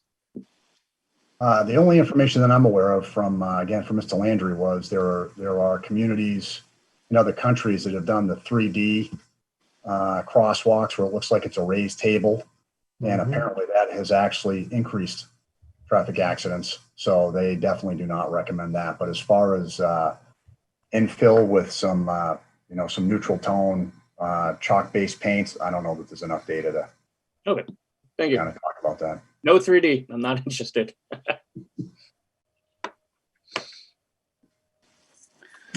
Thank you, Councilor Archer. Thank you, Chief Clements. Any further questions for Chief Clements?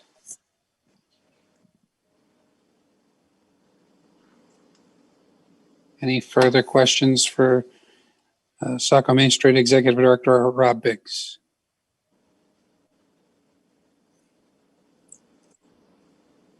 Councilor Archer.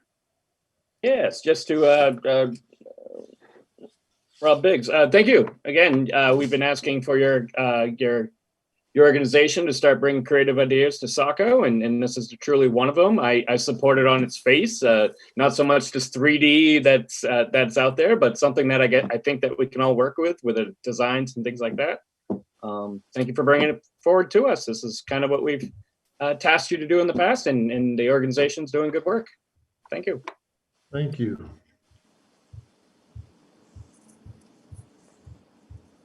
Councilor Minthorn, then Councilor Copeland. Councilor Minthorn. Thank you. For the few of us that attended Build Maine this year, this was one of the what they called the tactical urbanism projects. There were 3 or 4 documents. I've got the PDFs. Be happy to share them. I know I've shared them with Rob and some others about this stuff. I think there's currently 4 crosswalks in South Portland that they've done designs on, as well as the ones by Hadlock Field where they did the baseball bats. So there are some somewhat local examples. If you're out and about during the week or on the weekend, you'll find them. You know, it's something to try. It's certainly, we have a few crosswalks in our downtown that it might provide an attractive change to bring a little more attention to it. Is a crosswalk. Not sure if it might be a nuisance. Who knows? I'm sure we'll discuss it in traffic safety before it's implemented. Thank you.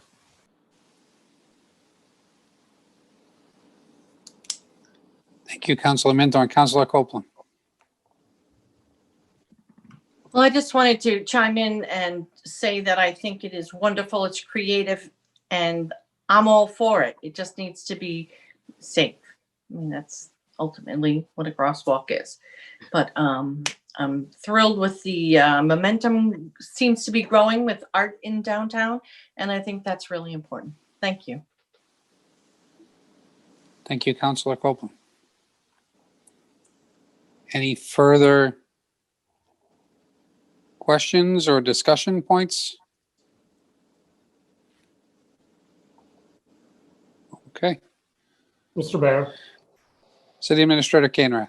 So just to wrap this up, just so there's clear direction, because we would like to get moving on this. Is it the desire of the council to see this go to the Traffic Safety Committee? Is that the next stop for this? Are we all in agreement on that? It's in the code. Okay. Yes. Okay, thank you.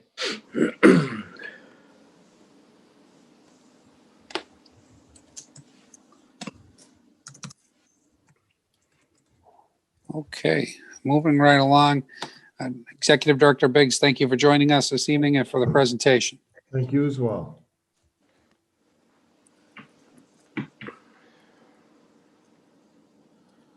That brings us to item D of the new business agenda, which is the dog ordinance discussion.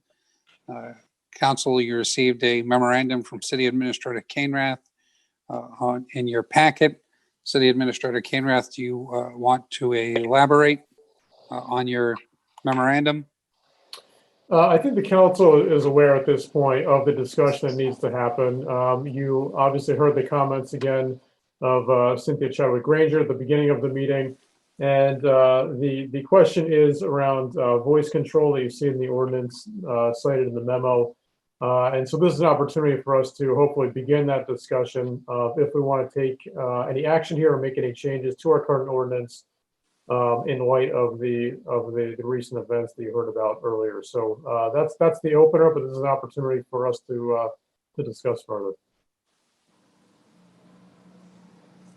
Thank you, City Administrator Kainrath. Councilor Minthorn. Yeah, thank you, Mr. Mayor. Thank you, Mr. City Administrator. I was trying to kind of take 10 steps back and look at this.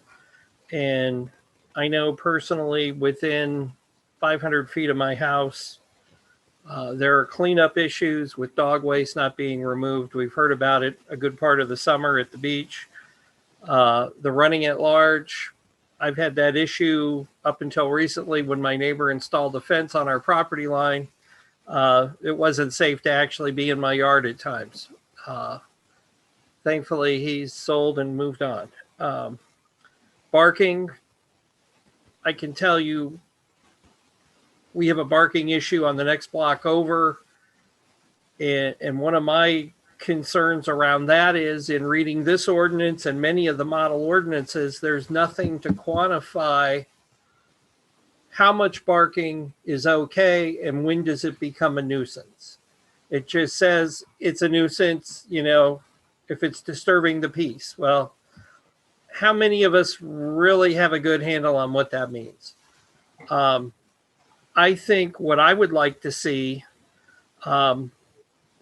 is if we're going to take a look at any of section 64, we take a look at all of 64, go out, do some research, find some best practices, and then let's go through our section 64 top to bottom and try to weave in as many of the new best practices that are out there for many of these issues. And if we're going to do it, let's do it right. Let's do the whole thing and not just Band-Aid 64A, A and B and call it a day. Thank you. Thank you, Councilor Minthorn. Councilor Copeland. Well, I don't remember this being on one of our priorities. So there's that, but I so feel bad for Ms. Granger that she had that trauma. And that dog clearly was not under voice control. So the issue is that there was a dog not under voice control. And if we're going to put all these ordinances in place, I don't think it's going to change that owner from anything. So I think that they're still going to have the dogs out there. She's still going to just do whatever she's going to do. I don't think it's going to change anything. I don't think we can, you know, we can put ordinances against all kinds of behavior. I think the law here is that the dog has to be under leash or voice control. That one wasn't, so it's not in compliance with the law. The law doesn't have to change. That dog was not in compliance with the law. So that's a separate issue. I think that we have this here, and to say that all dogs have to be under restraints at all times. I mean, I have an invisible fence in my yard, and if I wouldn't want somebody coming by and ticketing my dog because he's in his own yard or she, I think that, you know, I think that we're over-regulating here. I think it was a horrible situation, not to be denied. You know, maybe put some teeth into it and put some, if they say they're under voice control, but they're clearly not, fine them a lot of money. But I don't think that we need to go through this whole dog ordinance versus some of the other priorities that we've set. That's my opinion. Thank you, Councilor Copeland. Councilor Archer, then Councilor Minthorn. Councilor Archer. Yes, I just want to, I guess, piggyback off of Councilor Minthorn, is that we just look at all, if we're going to address 64, we address them all. No matter what, even if we didn't go for the leash, we should at least change the name of 64-9. Now, I get it. I know at dog shows what it means, but it literally states a derogatory term. We should be saying female dog. So no matter what, 64, something in 64 has to get changed. So again, I understand that that's actually a prize. They call it a select female dog at the dog shows. I get it. But again, we're in a society that's starting to recognize certain words and terms should not be used. I recognize that that's one that we probably shouldn't. It's not one I like to say. So it should probably, I'm not even saying it, even though it's an ordinance. So it should be, at least that one should also be addressed as well.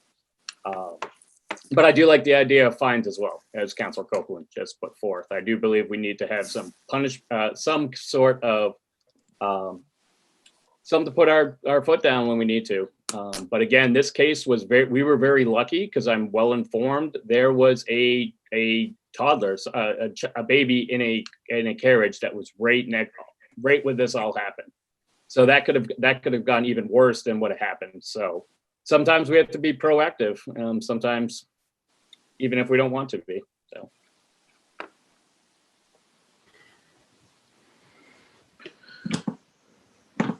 Thank you, Councilor Archer. Councilor Minthorn. Piggybacking off all the statements. First off, it wasn't one dog that attacked her, Lynn. It was two dogs that were two large, full-size German Shepherds that got away from the owner. The woman that had the stroller with the baby in it was like 20 feet away. And if Ms. Granger wouldn't have been there, God only thinks what could have happened to the lady with the stroller. I agree with you, and this is why I'm suggesting if we're going to look at 64, we look at all of 64.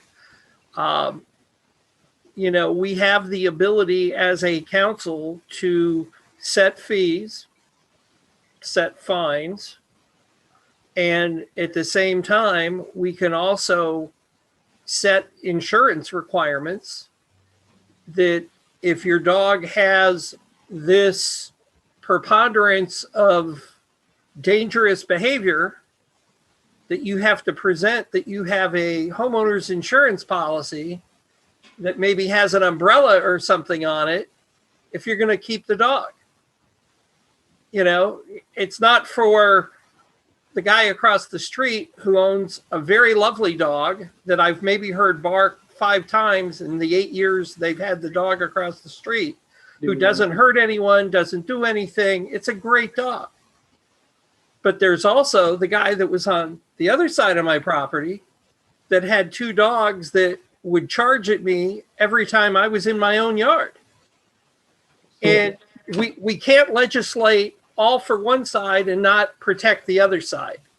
And the best way to do that is to look at the entire ordinance, come out with a new balanced version that has some quantifiable measures in there. And it may be something like you present to the policeman an audio recording on your phone that the dog has been barking for 18 minutes and it's time and date stamped. And that way the officer has evidence that, hey, this is your dog that's barking. Here it is, 18 minutes worth. And that we go ahead and put some quantifiable things in there. So no matter which side the party is on, there's some due process to address the nuisance factors that the irresponsible owners are creating while not harming the responsible owners that don't have a dog in the fight. Pardon the bad language there. Thank you, Councilor Minthorn. Councilor Copeland.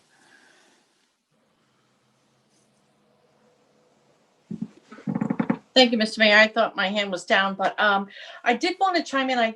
If I'm not mistaken, and I could be, but I do think that Councilor Minthorn hit very close to the number. I think Portland has a 15-minute bark ordinance.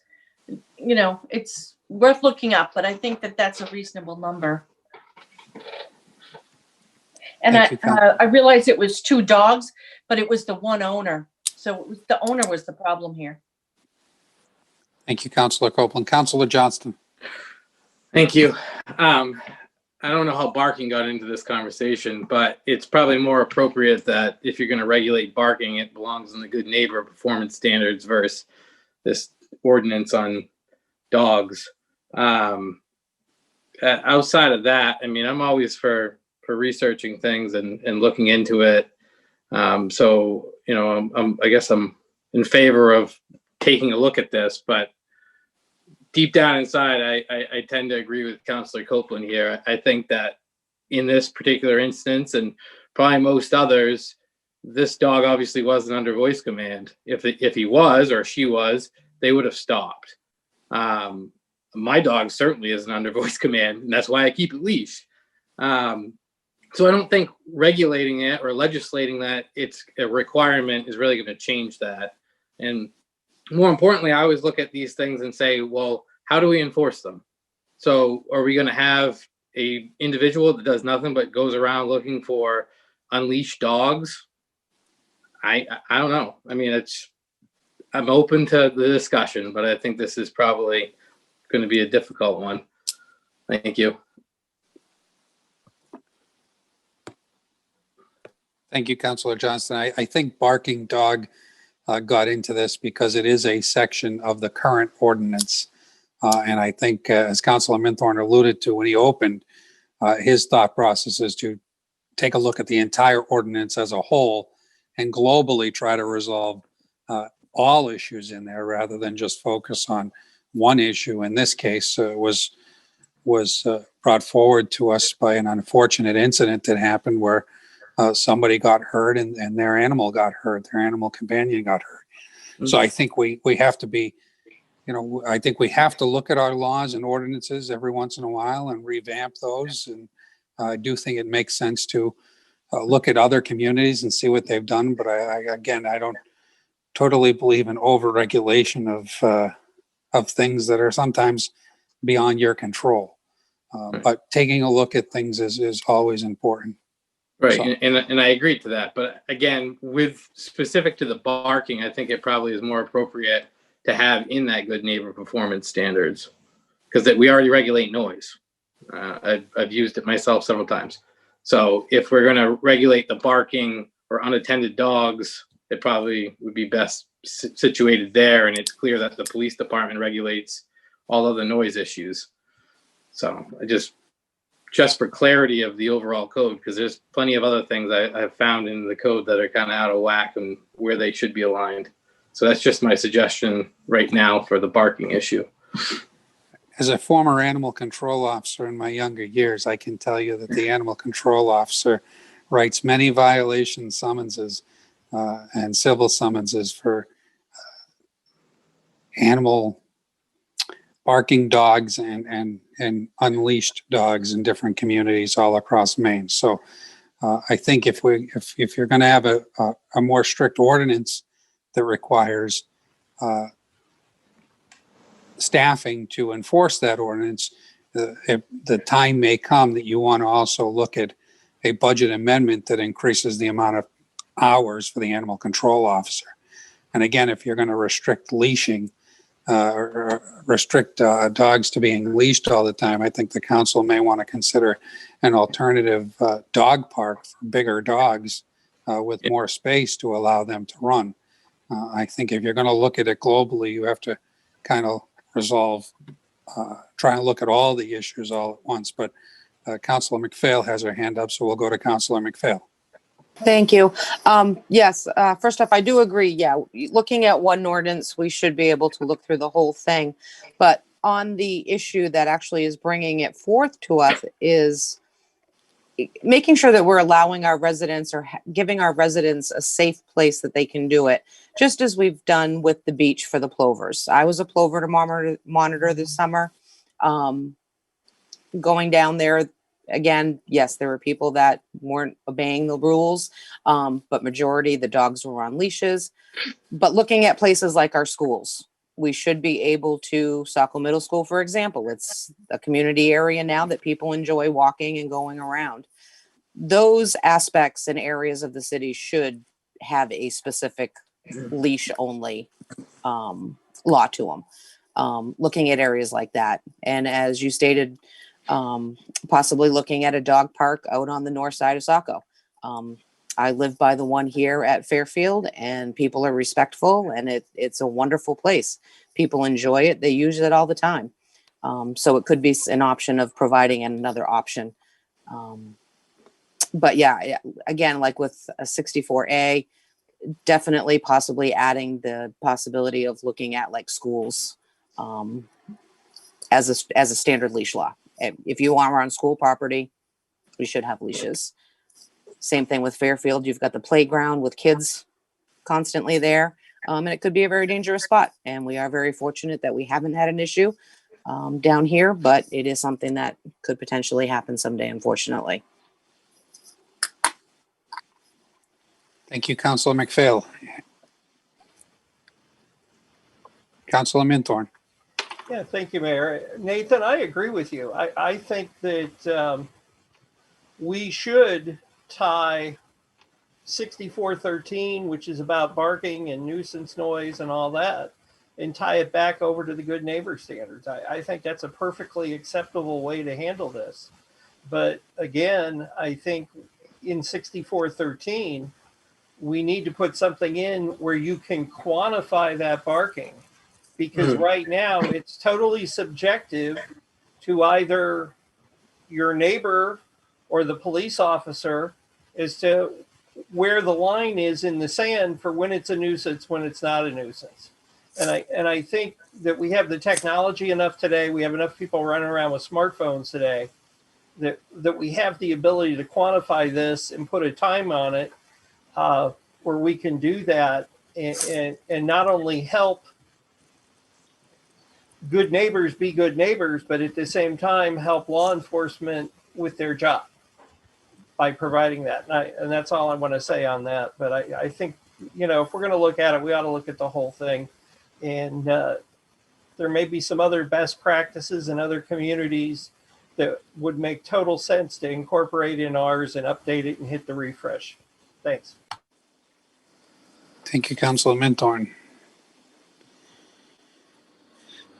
Okay, any further discussion on this?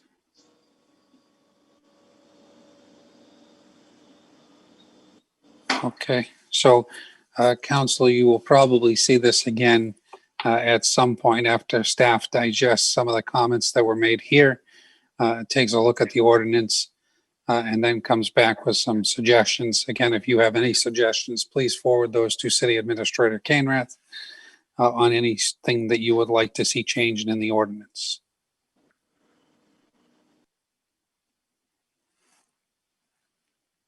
Okay, moving on to item 11, the administrative update. City Administrator Canrath. Thank you, Mr. Mayor. A couple of brief updates, starting with personnel. The interview committee to select our next building and codes department director to fill Dick Lambert's vacant position will be meeting beginning next Monday to discuss process for filling that vacancy. We will also be beginning interviews for our HR director later this week.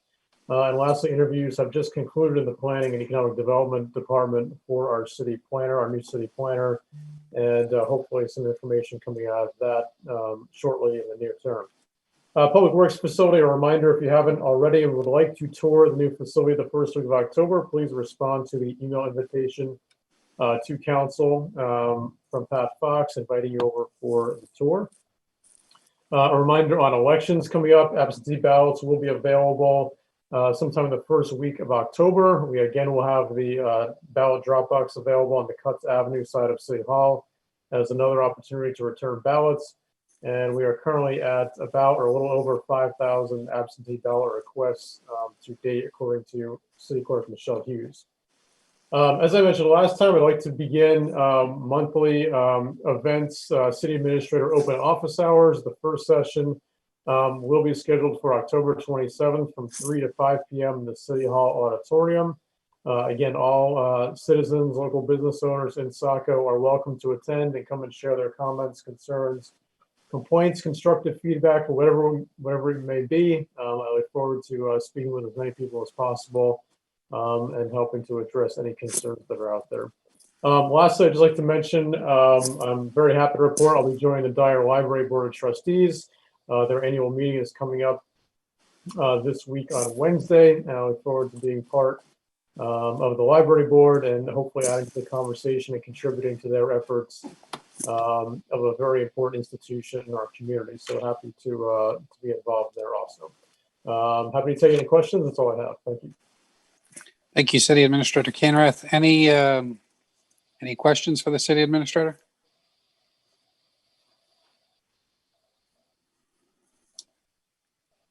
Councilor McPhail.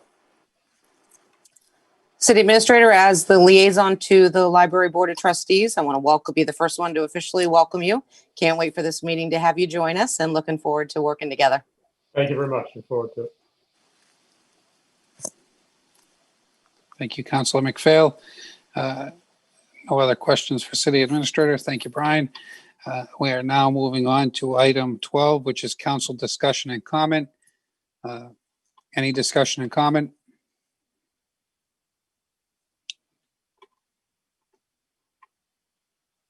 Seeing no discussion and comment, moving on. Item 13, executive session. Is there a motion for executive session? Do you think? Councilor Minthorn? Yes. Do we need to extend our meeting time by 30 minutes to cover this executive session? Since it's 10 o'clock? I know we did have rules in the past about going past 10 o'clock. I believe that that's for, is it for new business? Does executive session count as new business? Don't know, but I'll make the motion anyway. Be it ordered, City Council enter into executive session pursuant to MRSA Title I, Chapter 13, Subchapter 1, Section 4056, C, Purchase of Property.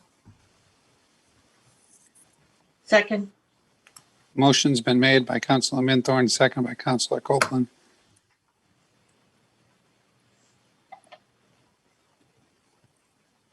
Any discussion?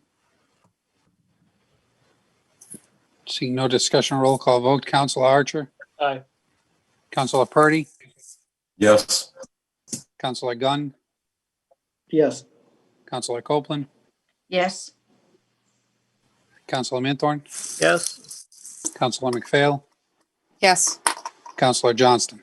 Yes. Motion passes 7-0 to enter executive session at 10 p.m. Councilor?